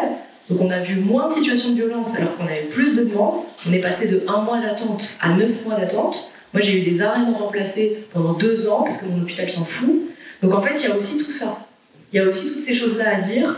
Et je pense que c'est important de l'avoir en tête sur le fonctionnement et l'impact que la justice a sur le sanitaire. Parce qu'en fait, moi, je suis là aussi pour ça. C'est que je m'étais jamais intéressée autant à la justice depuis que je bosse là, quoi.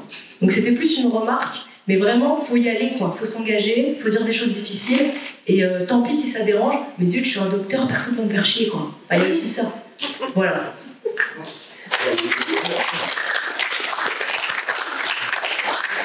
Est-ce qu'il y a une réaction des intervenants sur...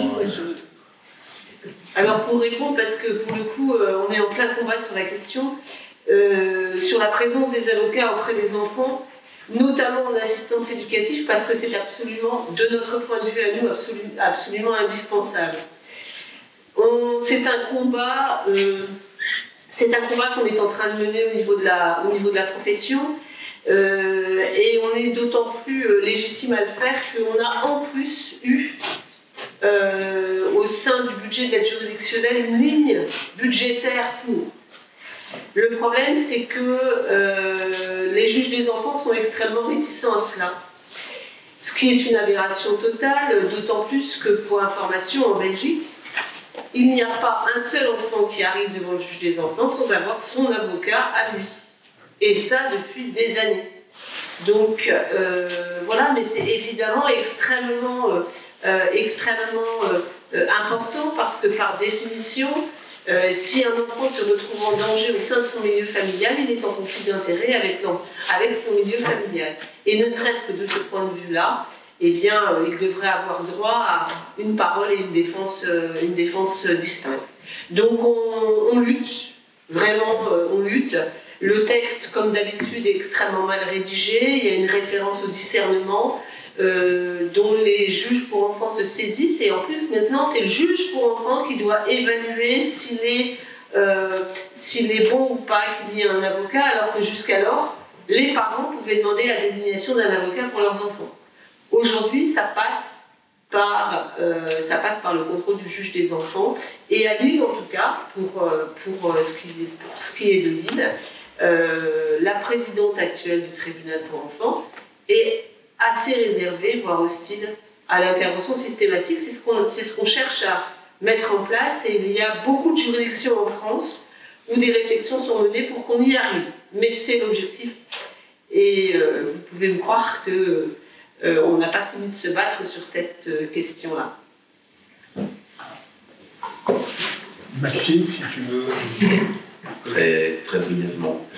Merci de l'intervention. Je pense qu'effectivement, déjà c'est rare de rencontrer un pédopsychiatre.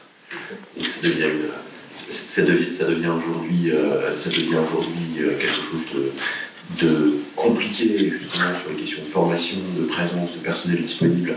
Et c'est vrai qu'on ne va pas parler aujourd'hui. Je pense que voilà, il faut qu'on puisse aussi structurer les interventions, et c'est vrai qu'il y a des vraies questions au niveau sanitaire qui se posent aujourd'hui, alors à la fois sur le plan des financements, des ressources et de l'organisation, mais surtout aujourd'hui sur le plan des ressources en termes de personnel disponible, de gens formés qu'on peut recruter. Et c'est vrai que c'est particulièrement difficile en pédopsychiatrie. Les quelques années qui viennent vont être particulièrement difficiles en pédopsychiatrie sur le plan des personnes formées qui peuvent potentiellement recruter. Alors après, sur la question de la position, je pense que c'est un vrai sujet. Je pense qu'il faut aussi qu'effectivement on soit bien au clair, chacun, y compris dans les positions qu'on peut avoir sur nos institutions l'une et l'autre, et qu'on sache effectivement qui fait quoi, comment on se positionne, et qu'après, le discours qui peut être porté, effectivement qui peut être un discours engagé et syndical, il soit aussi clair dans les positions et les demandes qui sont faites et les discussions qui sont faites. Alors effectivement, j'entends sur la mobilisation que ça peut présenter, mais mon idée dans le contexte effectivement de l'interface psychiatrie-justice, il est aujourd'hui là. Après qu'effectivement il y a un engagement au sein des systèmes sanitaires, c'est une vraie question, et c'est vrai que les populations dans la santé et en médecine en particulier sont spécialement peu syndiquées, par exemple. Et ça, c'est un sujet ancien, historique, qui relève probablement plein de déterminisme et professionnel et sociologique. Oui. Voilà. Monsieur, vous aviez une question avant ou est-ce que vous...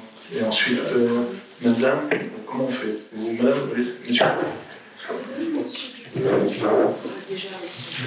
Monsieur était en premier, comme il avait la main tout à l'heure, ensuite. Cela, c'est pas un problème, en l'occurrence. Merci. Alors, d'abord, je vais me présenter. Je suis Pierre Duflot, je suis directeur interrégional honoraire des services pénitentiaires. J'ai quitté cette administration ô combien attachante, mais difficile, depuis 7 ans. Et que j'ai dirigé à la fois des prisons, j'ai dirigé un certain nombre de services à l'administration centrale et dans les directions interrégionales. Je le dis pour les spécialistes que vous êtes, pour bien me situer. Par rapport au débat, pardon.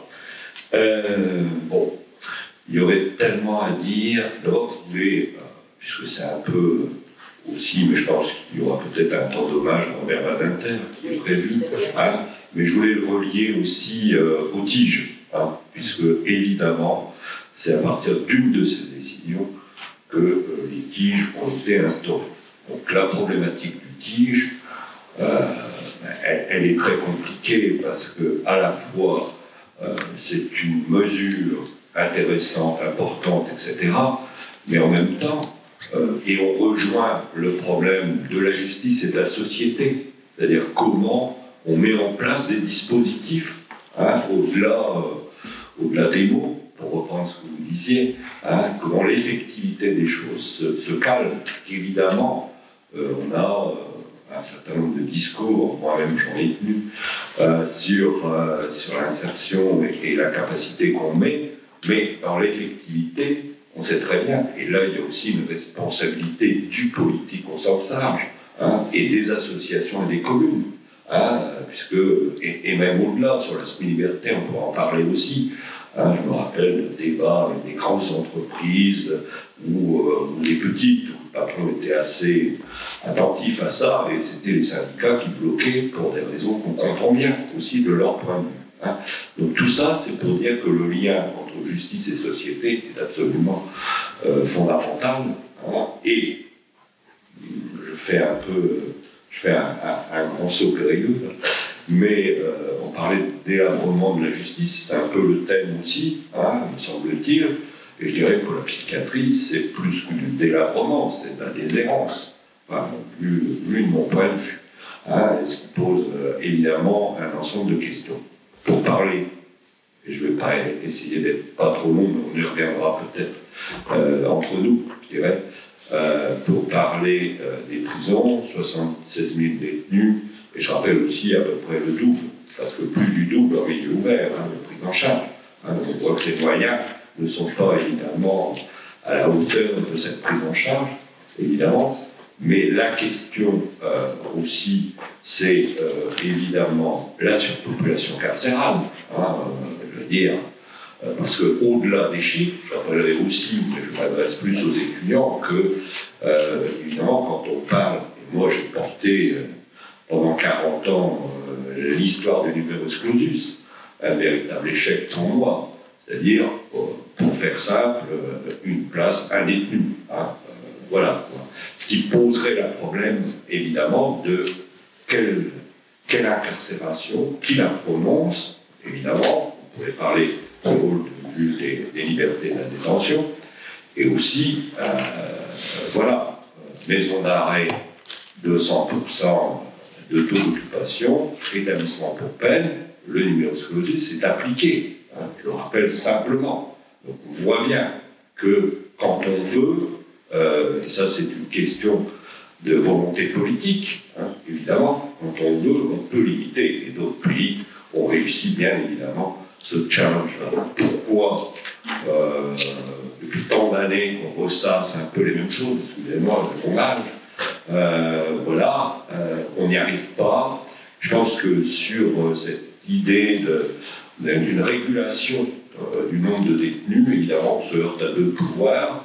Le politique qui porte en réalité la parole des électeurs, hein, voilà, et les magistrats, parce que c'est d'une certaine manière une atteinte à leur pouvoir que de limiter le nombre de places. Donc là, on se heurte à deux pouvoirs essentiels, hein, et c'est pour ça que même si, évidemment, la prison a bien des aspects criminogènes, et pourquoi j'y suis resté, c'est parce que je pense aussi que c'est un mal nécessaire pour en discuter. C'est-à-dire que la problématique de la prison en tant que telle, elle s'oppose, hein, comme moyen, évidemment, de mise à l'écart d'un certain nombre de délinquants.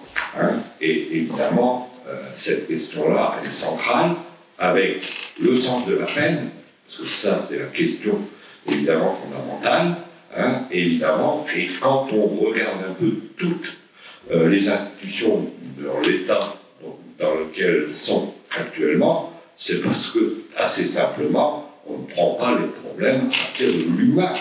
Hein. Quand on ne prend pas les problèmes à partir de l'humain, tout le monde essaye de gérer avec aussi ses volontés individuelles. Hein. On pourrait parler aussi du combat syndical, notamment à l'administration pénitentiaire, hein, et de la dérive vers la droitisation ou l'extrême droitisation d'un certain nombre de syndicats, notamment de surveillants, qui ont le poids, évidemment, au sein de l'institution. Hein, et donc, voilà.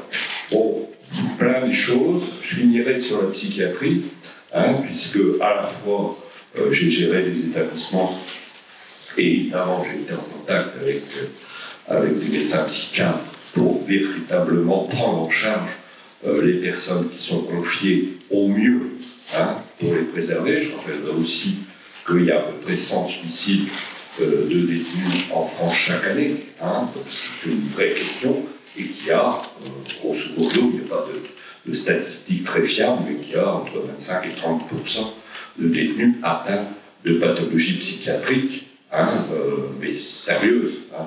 Il y a une distinction, évidemment, de votre point de vue de psychiatre, mais quand on gère ces établissements, et après, il ne faut pas s'étonner des effets de violence que ça produit par rapport à la fois aux personnes et entre détenus, vis-à-vis des personnels, etc., et aussi d'un point de vue collectif, une gestion collective. Voilà. Et donc, toutes ces questions-là, merci pour l'organisation de l'Assemblée, déjà, hein, mais je pense que ça remue beaucoup de choses, hein, et comme vous le disiez, on est tous des malades mentaux en puissance, en tout cas, hein, et on est tous des délinquants en puissance. Donc, je veux dire, voilà, c'est aussi cette question-là qui est posée. J'ai été trop long, excusez-moi. Juste un point au niveau temps. En théorie, normalement, ça finit à 11h. Je propose qu'on ouvre un peu pour qu'il y ait d'autres questions. Ma collègue, camarade, voulait intervenir par rapport à vos propos, monsieur. D'ailleurs, je vous remercie. Hein. Je te laisse parler. Oui. Déjà, merci pour votre intervention. Vous êtes venu un peu sans vous annoncer. Je vous avoue m'être demandé ce que vous alliez dire quand vous vous êtes présenté en tant que directeur interrégional honoraire de l'administration pénitentiaire.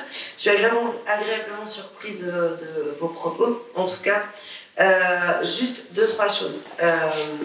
Sur la question des moyens, et alors je ne sais pas si en psychiatrie on retrouve un peu la même chose, mais ce que j'ai essayé de vous montrer dans ce que j'ai pu vous expliquer peut-être un peu longuement tout à l'heure, c'est qu'il n'y a pas qu'une question de moyens.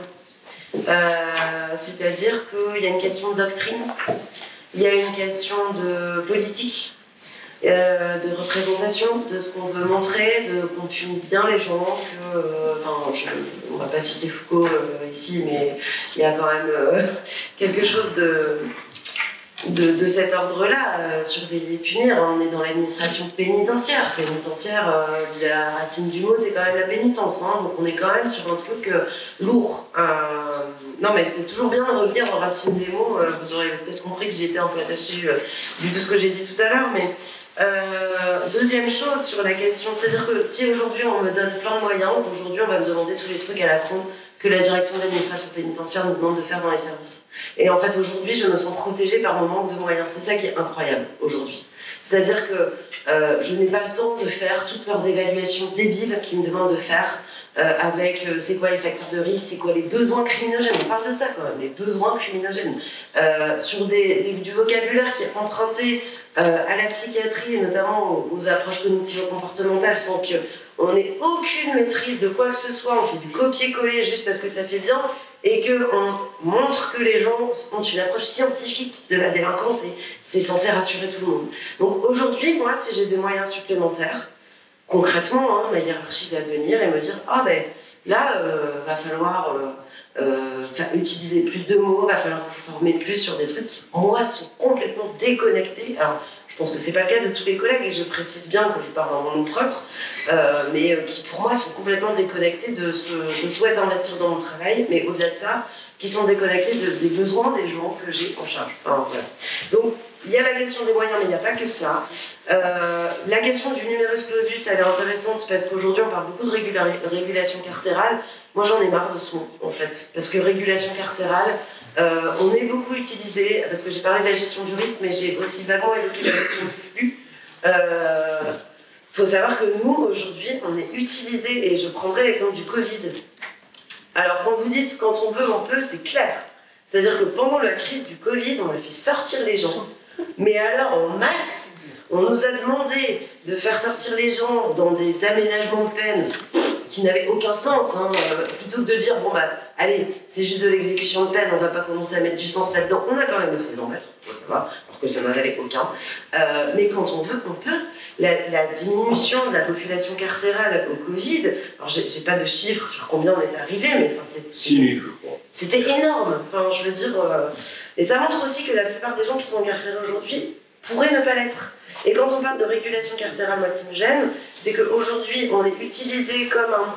Voilà, on nous dit, en fait aujourd'hui on fait rentrer les gens en prison, et on nous demande de les faire sortir, mais je vous assure, presque aussitôt qu'ils sont rentrés. À un moment, on ne peut pas se dire, bah, en fait, on ne va pas les faire rentrer. Enfin, on est quand même sur un truc qui est complètement délirant là-dessus. La régulation carcérale, je suis un peu... Voilà, je pense que c'est un peu ce que j'avais à vous répondre là-dessus, et je vous remercie en tout cas de votre intervention. Je laisse, du coup, madame, vous avez une question. Oui, alors, je voulais intervenir pour évoquer la question des partenaires. Vous aviez parlé tout à l'heure qui manquaient aujourd'hui à l'appel pour faire votre travail. Et donc pour moi, c'était pour évoquer la question des forces qui peuvent nous aider à reconstruire une justice. Une justice alors, qui pour moi est plus large, hein, que j'entendais de façon plus large que celle qu'on est en train d'évoquer tout de suite, qui a été détruite dans plusieurs domaines. Il n'y a plus de justice sociale, il n'y a plus de justice économique. Vous l'avez dit, il n'y a plus de justice pénale, il n'y a pas de justice médicale, il n'y a pas de justice scolaire, il n'y a pas de justice culturelle. On pourrait, à l'après-guerre, continuer cette longue liste de justice qui a été démantelée, détricotée depuis... effectivement, je pense que vous avez raison quand vous parlez des années 2000, où on a vu disparaître les associations d'apprentissage, par exemple, du français, comme l'ARFEM, comme d'autres grosses structures, dans lesquelles les gens pouvaient aller apprendre des choses. Le COEP, qui est mort il y a quelques années, qui était un formidable outil universitaire pour construire du lien, construire du savoir, construire de l'échange. Toutes ces justices, moi je l'aurais mis au pluriel, toutes ces justices ont donc été complètement déconstruites. Et la question que vous posiez des corps intermédiaires, c'est ça, c'est avec qui pouvons-nous reconstruire tous ces lieux de justice, en sachant que depuis de nombreuses années, les associations de 1900 dont vous avez parlé tout à l'heure, moi j'ai connu une époque où les associations de 1901 ne se revendiquaient pas d'économie sociale et solidaire, faisaient un travail formidable d'éducation populaire, avec lesquels on pouvait travailler avec la PJJ, avec où on accueillait les gens, où le travail d'intérêt général avait du sens, parce que l'objet des associations avait du sens, où on était dans l'intérêt collectif. On était du coup dans l'intérêt général. Tous ces lieux qui étaient des sas de liberté. C'est-à-dire que là où il n'y en avait plus sur l'espace public, il y en avait dans ces associations de 1901, et la loi 1901 nous protégeait. On avait nos lieux, on avait nos règles, qu'on faisait ensemble. Et qu'on faisait ensemble aussi avec les travailleurs des services publics qui pouvaient nous utiliser d'une certaine façon pour échapper aux injonctions contradictoires de leur hiérarchie. Et aujourd'hui, ces lieux ont été, parfois avec une violence inouïe, ont été vidés de leurs entrepôts. Et encore aujourd'hui, sur les associations de médecins, on a vécu ces scandales où Darmanin a voulu supprimer les associations de médecins comme si on pouvait lui casser les pieds sur ces questions-là. Et on en est là, c'est-à-dire que je suis très intéressée par les bonnes fonds qu'on a eues sur la justice pénale et sur l'absence de compte au niveau des services publics qui sont aujourd'hui bien sûr dans un état lamentable, mais y compris au-delà des services publics, sur l'espace public et sur ces corps intermédiaires qui font vivre nos démocraties, malheureusement, on est devenu fragile partout. Et comment on fait? Mais je ne sais pas, je pose la question, comment on peut faire pour recréer des lieux où on n'a plus peur, où on n'ait plus peur. C'est-à-dire qu'aujourd'hui, vous prenez la parole pour dénoncer quelque chose, vous avez peur. Alors déjà, c'était pas folichon il y a 20 ans. Alors aujourd'hui, on en est dans des situations où même moi, je suis professeur en lycée professionnel, je reviens de Nouvelle-Calédonie, et je me dis, mais on est dans un monde où on a peur de dire tel enfant a été maltraité. Telle personne on a peur de dire ça parce que c'est une réalité. On vient de violer la loi, mais on ne peut pas le dire parce que tu comprends, si tu le dis, il va y avoir des conséquences sur toi. Alors on ne peut plus témoigner. Aujourd'hui, on en est arrivé à ne plus pouvoir témoigner. Et c'est là où moi je me dis,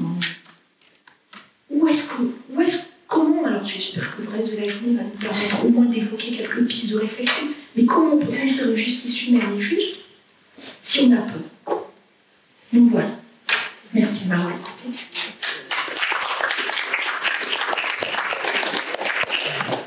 Je me permets juste d'intervenir en tant qu'animateur, mais également personne qui a co-organisé cette assemblée.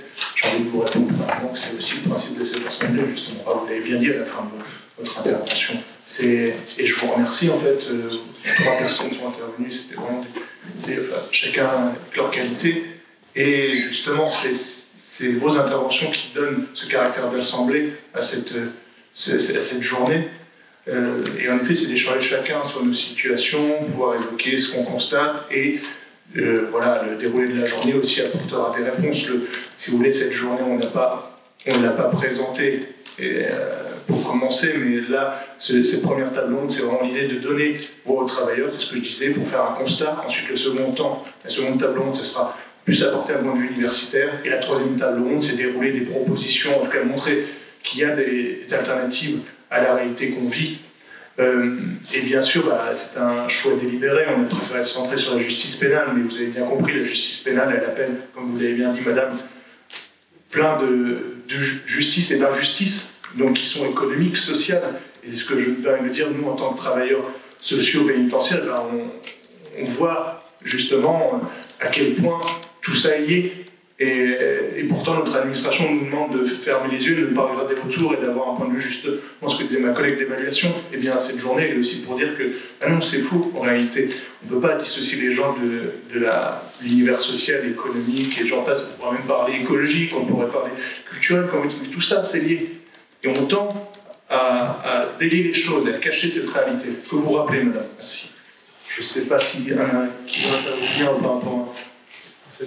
Et peut-être indiquer effectivement que par le fait même que cette Assemblée de la justice se soit mise en place, c'est créer les conditions pour qu'il y ait une union des énergies pour faire changer les choses.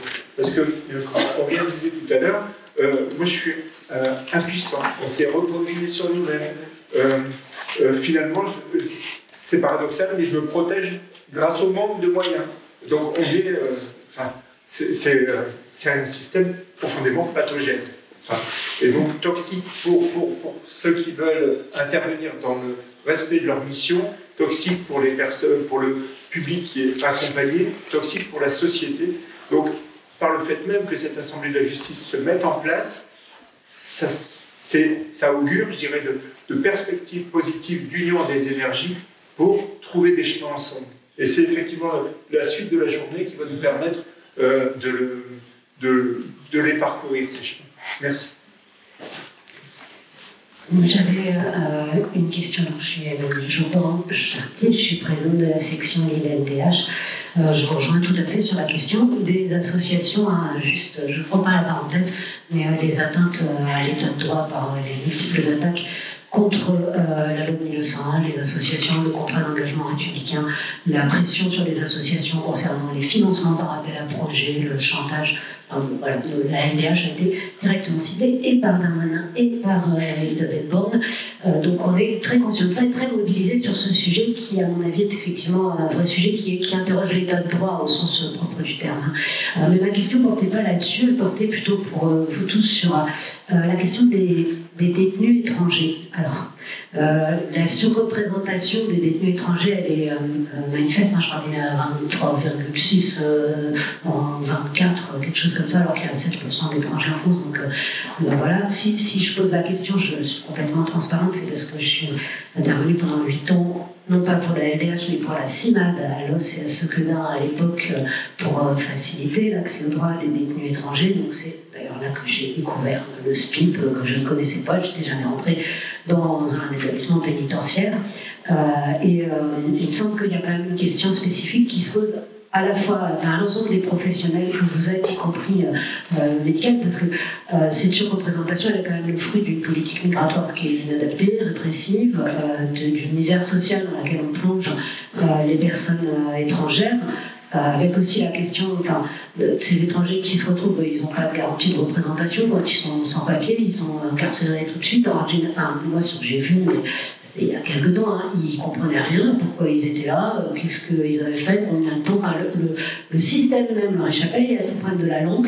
Il y en a plein qui ne parlaient pas français, ils comprenaient encore moins. J'ai le souvenir d'un jeune homme vietnamien, je crois, qui était accusé peut-être t'auras raison, j'en sais rien, on ne s'occupait pas de ça, on s'occupait de leur statut d'étranger, d'être un passeur, puisqu'il avait, je pense, il s'était fait arrêter à Calais. Il ne parlait que vietnamien, il était tout seul dans une cellule avec des gens qui parlaient français, en maison d'arrêt, à Sequedin. Ça a duré 6 mois avant qu'on s'aperçoive que c'est des situations où quelque part, je le dis avec le médical, là quelque part, ça les rend malades, au sens propre du terme, c'est-à-dire qu'au bout de 6 mois, je ne suis pas médecin, pas plus que SPIC, pas plus moi je n'intervenais là que comme une militante, mais effectivement il me paraissait plus tout à fait, comment dirais-je, avec un état psychologique qui me paraissait pas tout à fait satisfaisant. Voilà. Donc je pense qu'il y a peut-être aussi, je sais pas, ça m'intéresserait d'avoir votre avis, votre retour sur ce sujet, particulièrement dans ce contexte où la loi asile et immigration risque de ne pas nous faciliter la tâche dans les mois qui viennent. Alors à ce sujet, moi ce que je peux vous dire, c'est que très clairement, je pense notamment à un président correctionnel actuellement à Lille, il y a une pénalisation de l'étranger qui est tout à fait claire, c'est-à-dire que il y a de jeunes personnes qui se retrouvent en comparution immédiate et qui sont en situation irrégulière, qui ont un casier vierge et qui se retrouvent incarcérés dès leur première condamnation.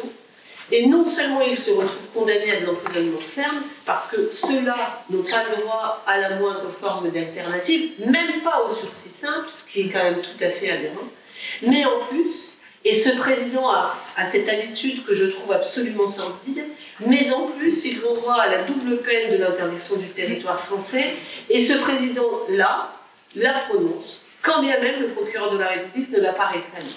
Donc il y a clairement une pénalisation de l'étranger, et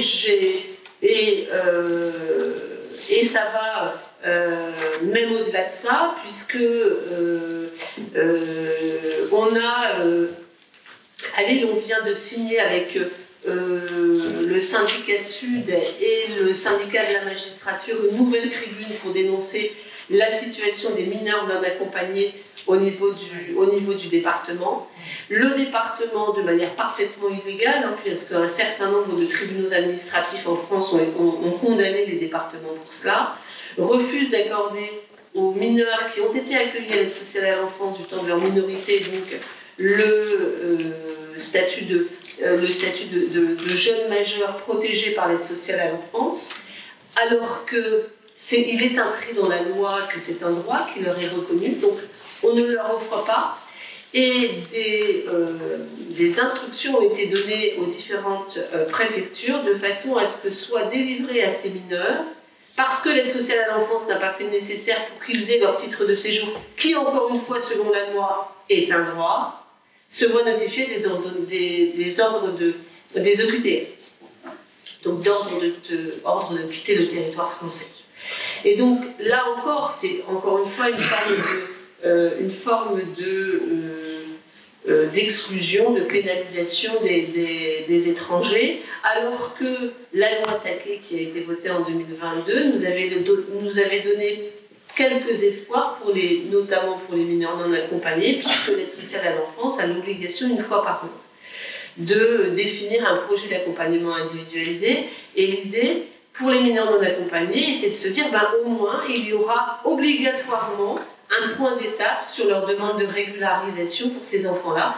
Et c'était quelque chose qui était très attendu par les avocats. Et en fait, en réalité, compte tenu en plus de la dématérialisation des demandes de titres de séjour, qui est quelque chose de tout à fait catastrophique, et bien en réalité, il y a des titres de séjour qui devraient être délivrés de plein droit au regard de la loi, qui ne le sont pas.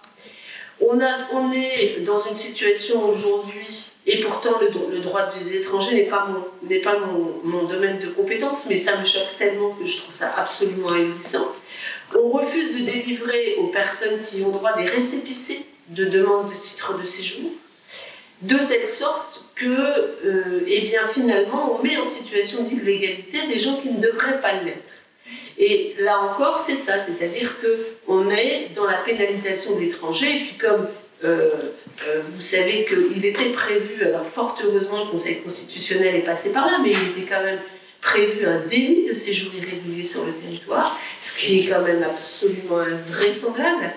Le Conseil constitutionnel a sanctionné, mais on a bien compris quand même que le gouvernement a bien que faire de l'existence même du Conseil constitutionnel, que certains politiques, par voie de presse, ont condamné en disant que le Conseil constitutionnel peut-être aurait perdu la tête.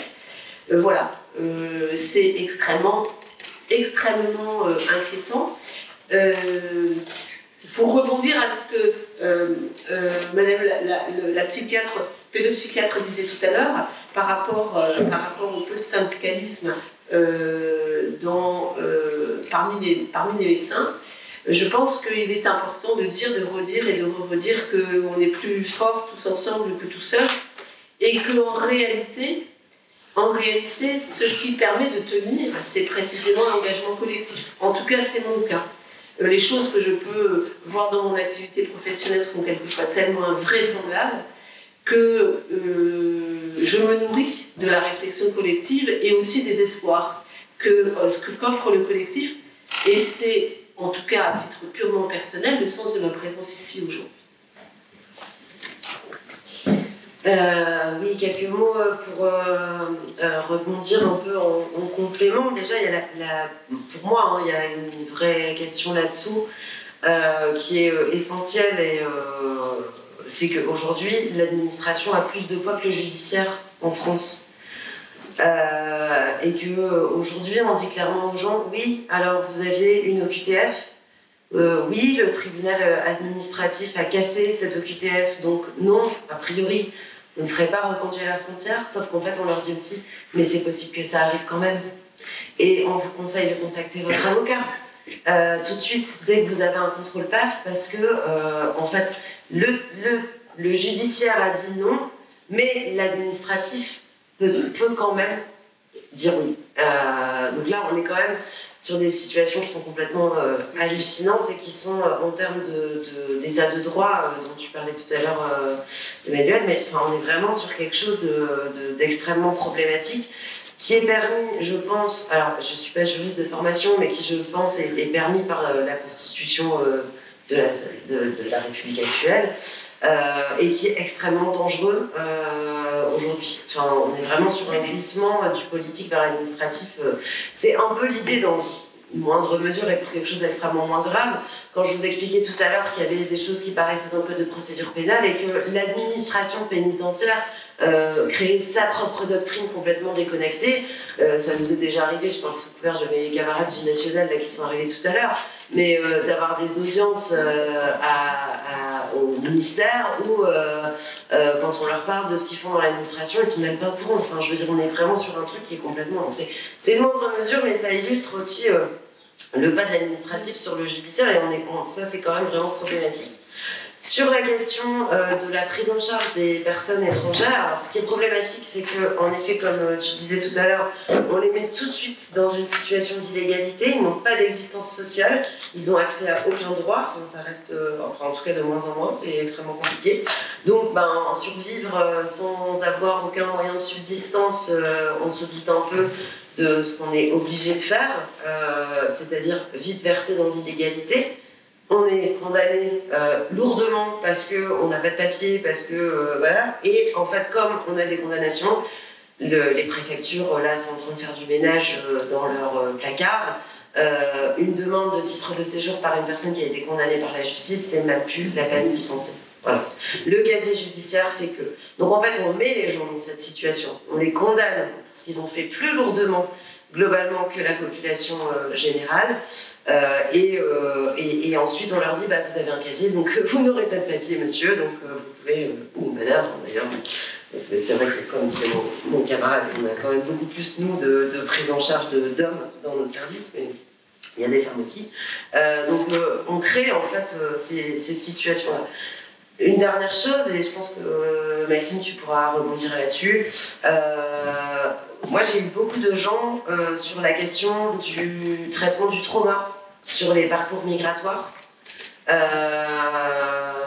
J'ai notamment un exemple en tête d'une personne qui était sans papier, qui venait de je ne sais plus quel pays d'Afrique noire, qui était passé par le Maroc, qui avait subi des violences extrêmes de la police marocaine, à se faire tirer dessus, etc. Enfin, c'était vraiment quelque chose de très compliqué. Et alors, je ne suis pas soignante, mais le traumatisme n'était pas très compliqué à deviner.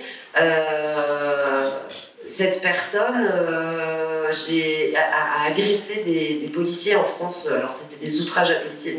Alors là, c'est vraiment le délit qu'il ne faut pas commettre en France pour avoir des papiers, encore plus que les autres. Parce que c'est vraiment un crime de lèse-majesté de s'attaquer à la police française aujourd'hui. En tout cas, ce qui est sûr, c'est que cette personne avait eu... Alors, encore une fois, je ne suis pas soignante, mais en tout cas, je ne sais pas comment vous appelez ça vous, mais une espèce de revival du moment où, alors sous alcool, du moment où il s'était fait violenter très fortement par la police marocaine en l'occurrence, et a complètement pété les plombs sur les policiers. Voilà. Donc j'ai essayé, bien entendu, d'argumenter auprès de la préfecture, ce que je fais rarement, mais en tout cas par des attestations, en expliquant qu'il y a quand même des choses qui sont liées à son parcours migratoire, mais que cette personne était vraiment plus quand même très investie dans sa condamnation, dans sa mesure de justice, avec... pour le coup des soins qui avaient été pénalement ordonnés et qui m'apparaissaient en tout cas investis par cette personne. Alors je ne sais pas ce que cette personne est devenue, mais en tout cas, parce que je n'ai plus en suivi, mais ça crée des situations complètement ubuesques et qui sont loin d'être réglées aujourd'hui. Ouais, il y a plein de trucs à dire sur ces sujets-là. Pour rebondir un peu sur les deux interventions, ce que tu évoquais aussi sur la question de la prévalence des pathologies psychiatriques en détention. Enfin, c'est une bouteille c'est un tarte à la crème depuis un paquet d'années, et de la prévalence du suicide en prison, et quand on dit effectivement, on se rend bien compte que de toute façon, il y a une question de curseur. Donc, a priori, c'est juste qui décide si on met le curseur du côté de la prévention et de la prévention du suicide, ou si on décide de mettre le curseur du côté de la prévention de l'évasion, je sais pas quoi, ou de l'accident carcéral, tout ça. Ça, c'est pas très compliqué en fait. En général, pour le coup, c'est juste une question de décision politique et d'organisation, mais il faut choisir. Et puis après, effectivement, il y a le paquet classique de la grande prévalence des troubles psychiatriques en prison, qui est quand même très interpellante et qui est interpellante depuis très longtemps. Hein. C'est pas, ça a tout tendance à pas s'arranger quand on regarde effectivement les études récentes, mais c'est quelque chose qu'on trouve de manière très stable. Le sujet, il est double, et il rejoint ta question sur les étrangers en prison et le risque de pathologie psychiatrique encore plus augmenté pour les étrangers en prison. Concrètement, la prison, c'est parler de soins. C'est peut-être le deuxième hôpital de France, mais la prison, c'est parler de soins. Enfin, ça, clairement, ça n'a jamais soigné personne. Et c'est même plutôt le contraire. Évidemment, c'est quand même plutôt... là, pour le coup, il y a de la littérature un peu stable là-dessus. Je pense que je parle pas assez fort. Il y a de la littérature assez stable là-dessus, et on se rend bien compte que c'est clairement un environnement qui est un environnement aversif et qui va provoquer en soi tout un tas de problématiques et tout un tas de pathologies psychiatriques. Donc la difficulté, elle est double sur ce volume de 25, 30, voire 40% de personnes qui présentent des pathologies psychiatriques en prison. Il y a à la fois les gens qui vont acquérir une pathologie psychiatrique en prison du fait de la situation et de ce qu'ils vont rencontrer en termes d'agression, de violence, de stress, etc. Voilà. Et puis de la surpénalisation, donc ils vont rentrer en prison, de la surpénalisation des populations qui souffrent de pathologies psychiatriques en général. C'est l'autre volet qui est évoqué tout à l'heure aussi. Moi j'avais tendance à vous dire, on a dit sur le truc, que c'est plutôt un facteur de protection vis-à-vis d'un risque de passage à l'acte pénal, et a priori c'est quand même souvent regardé comme un facteur de risque, et ça va, on sait, une personne qui va être condamnée avec une altération partielle du jugement, enfin quelqu'un qui va être expertisé par un psychiatre, et il y a deux options, trois options, c'est soit il n'y a pas d'altération du jugement, soit il y a une altération du jugement, mais avec altération du discernement, avec altération partielle ou pas, globalement. Si vous êtes complètement irresponsabilisé, vous allez à l'hôpital, mais si vous êtes altéré, si vous avez l'altération partielle du jugement, on sait que les condamnations sont plus lourdes. Il y a un peu de données là-dessus, moi j'avais ça en tête, mais il y a régulièrement des condamnations plutôt plus compliquées. Donc on surpénalise, ça c'est... voilà, il y a un truc à l'entrée, mais c'est pas que ça, pas que lié à l'entrée. Après, effectivement, quand on rentre dans les questions plus spécifiques de population étrangère, autant en détention qu'à l'extérieur, évidemment, il y a des problématiques spécifiques, et ça, c'est des problématiques qui dépassent aussi les questions judiciaires, mais en tout cas, pour rester sur les questions d'interface entre la psychiatrie et la justice, oui, en ambulatoire, on a aussi des difficultés, parce que les patients ont de plus en plus de difficultés à avoir, quand on n'a pas de statut, on n'a pas de droit. On n'a pas de droit, donc comment on fait pour les soigner, comment on fait pour les faire sortir de l'hôpital dans de bonnes conditions, alors qu'on sait qu'on va les faire sortir sans soins, sans point de chute, des trucs comme ça. C'est des sujets qui se posent assez régulièrement et pour lesquels on n'a pas de solution simple.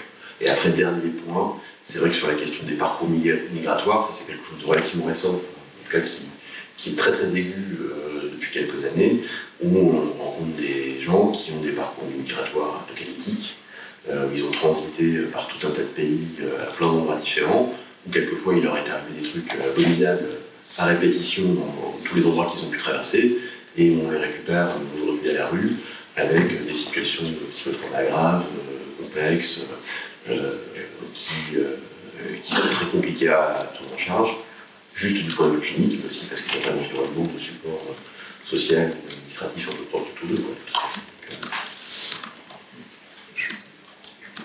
Je permets juste d'intervenir par rapport à différents points que j'ai relevés là, sur la question des mesures administratives. Je tiens à dire, je le redirai plus tard, mais il y a une impression qu'on revient à la justice de 1900, de 1800, c'est-à-dire à la question de, en fait, déjà tout pèse sur l'individu, la responsabilité individuelle, on ne prend plus en compte en fait le contexte social. Il y a également une tendance à revenir à une sorte de protection de l'administration. L'administration, quand on dit administration, ma collègue parlait de la préfecture, en réalité, voilà, c'est ça qu'on dit quand on dit les mesures administratives, mais au-delà de ça, il y a une sorte d'approche maintenant où l'administration devient toute puissante. Je me rappelle mes vieux cours de droit, et puisqu'on est à la faculté des sciences juridiques, je parlais des mesures d'ordre interne qui ont quand même, alors si je ne dis pas de bêtises au niveau du nom, mais qui étaient en fait des décisions de l'administration que ne pouvaient pas contester les administrés.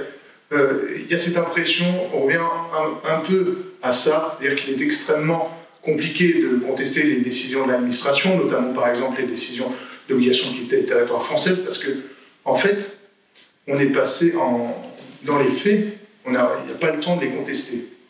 La personne est déjà expulsée en fait quand elle n'a pas le temps de voir un avocat ou quoi que ce soit. Je voulais également dire un point, puisque cette journée, je le rappelle, est en hommage à M. Robert Badinter. M. Badinter, vous savez, a apporté l'abolition de la peine de mort en France.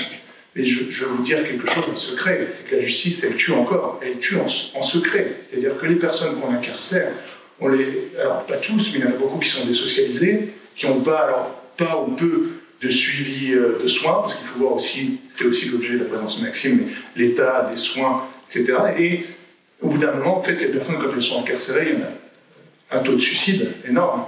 Alors, donc oui, la justice tue encore. Peut-être plus, il n'y a plus la grande faucheuse qui est là et qui coupe la tête, mais normalement, on a des personnes qui se pendent dans les prisons chaque jour. Je tenais à le rappeler. Autre chose, on a parlé des étrangers. Les étrangers, en fait, il faut dire que c'est la situation la plus horrible. Je parle peut-être même de torture, je pense que les mots n'ont pas été pesés, mais quand on est incarcéré et qu'on n'a pas de titre de séjour, on ne peut rien faire. On ne peut pas prétendre un aménagement de peine, donc à la sortie. On ne peut pas être accompagné socialement par un éducateur. Son conseil de pénitentiaire d'insertion de probation, il ne sert à rien. Et je dis ça parce que je l'ai vécu. Je dois dire, j'ai besoin de le dire ici, je porte quand même des situations en moi violentes de personnes étrangères qui souffraient devant moi. J'ai le souvenir d'un jeune Afghan qui était là en train de schizophrène, enfin diagnostiqué, voilà, je ne suis pas médecin, en tout cas c'est ce qu'il me disait, qui était là et qui a quand même son frère, enfin qui avait l'air d'avoir vécu des violences dans le centre pénitentiaire où je travaillais. Et j'ai quand même eu son frère au téléphone qui me dit bon, on veut repartir en Afghanistan. Alors sachant qu'on connaît le contexte, à ce moment-là, l'Afghanistan n'était pas reprise par les talibans, mais normalement c'est un pays qui détruit socialement, détruit économiquement. Et quand j'ai son frère qui me dit au téléphone, bah écoutez, nous on veut plus, on veut partir de France, parce qu'en fait la France elle ne nous aide pas, donc on veut partir d'ici. Quand on dit ça, on dit bah où est-ce qu'on en est? Je porte aussi une situation d'un jeune Rwandais actuellement donc, qui est à l'extérieur, qui n'est pas incarcéré, mais qui peut prétendre à l'asile, qui peut prétendre à un titre de séjour. Alors là, je mélange parce que je pense que je ne suis pas expert, mais je pense plutôt au titre de séjour. En tout cas, il peut prétendre, il attend, en effet, il a eu son récépissé. Mais en fait, voilà cette fameuse attente en fait, que vivent les personnes étrangères extérieures, c'est-à-dire qui est une torture. Il faut dire ce qui est, en fait. Elles doivent attendre des jours, des mois, en disant bah, elles sont tenues à cette fameuse décision de la préfecture qui est là au-dessus, on attend. Et on sait qu'actuellement, en plus, ce temps est rallongé, puisqu'on a un ministre de l'Intérieur qui demande à traiter d'une façon d'autant plus sévère les personnes condamnées par la justice.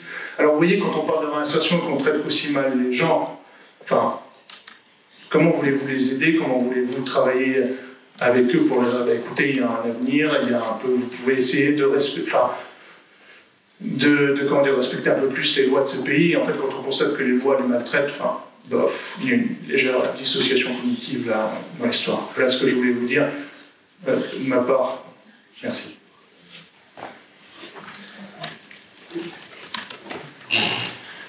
Merci. Donc je ne sais pas s'il y a encore une prise de parole, sinon on va peut-être clore la première table ronde et se retrouver pour la seconde et la troisième, après avoir bien mangé. Donc,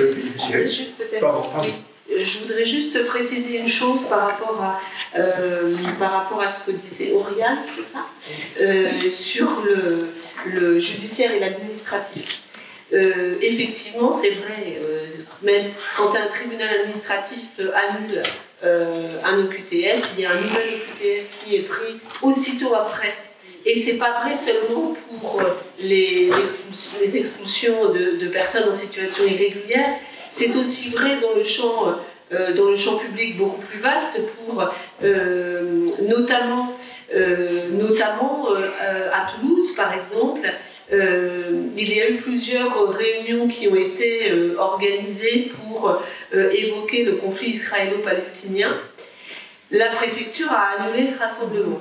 Une première fois, il y a eu un recours devant le tribunal administratif. Le tribunal administratif a annulé l'arrêté d'interdiction du rassemblement. Un deuxième rassemblement a été prévu. La préfecture a attendu le matin même pour le rassemblement qui était prévu le soir pour publier son arrêté. Et la troisième fois, eh bien, ils l'ont publié 2 heures avant le rassemblement et ils ont envoyé les services de police physiquement interdire le rassemblement. C'est vous dire qu'effectivement, l'administration est aux commandes. Et c'est un glissement considérable qui n'est pour le coup pas du tout dans l'esprit de la Constitution, de la 5e. C'est l'utilisation et la lecture qui en est faite par nos gouvernements. Et c'est ça, c'est effectivement extrêmement inquiétant, sans compter, d'une manière générale, la pénalisation de tous les combats collectifs. La LDH en sait quelque chose. Voilà. Sur les interdictions de rassemblement, on attaque systématiquement. Et on gagne, mais très souvent trop tard, hein, parce que oui, non, mais c'est ça, enfin, le jeu sur le délai de voilà, nous on attend des récépissés et juste rappeler pour ceux qui n'étaient pas là sur la question des étrangers, enfin on s'est beaucoup vu sur le sujet, pas en prison, mais d'une manière générale, que la LDH avec de très nombreuses autres organisations, dont le SAF, etc., mène la bataille contre l'arbitraire préfectoral depuis des mois et des mois, en vain, avec, pour la préfecture du Nord en particulier, une accumulation d'irrégularités dans la délivrance des titres, en particulier les renouvellements des titres, y compris des non-renouvellements de cartes de résident de 10 ans, ce qui est un renouvellement de droit, donc c'est hallucinant. Et peut-être rappeler quand même, Lina n'est plus là, mais qu'on était il y a 15 jours assez nombreux à manifester place de la République autour du collectif Justice pour Fanta, qui est ce nourrisson de 3 mois qui est mort intoxiqué au monoxyde de carbone parce que sa mère, réfugiée statutaire, n'avait pas reçu son titre de séjour auquel elle avait droit de la préfecture du Nord. Elle a perdu son travail, toutes ses aides sociales, il faisait un froid terrible, elle a chauffé son logement et son nourrisson de 3 mois est mort intoxiqué au monoxyde de carbone. La responsabilité de la préfecture en ce moment vis-à-vis de ces situations-là, elle est présente.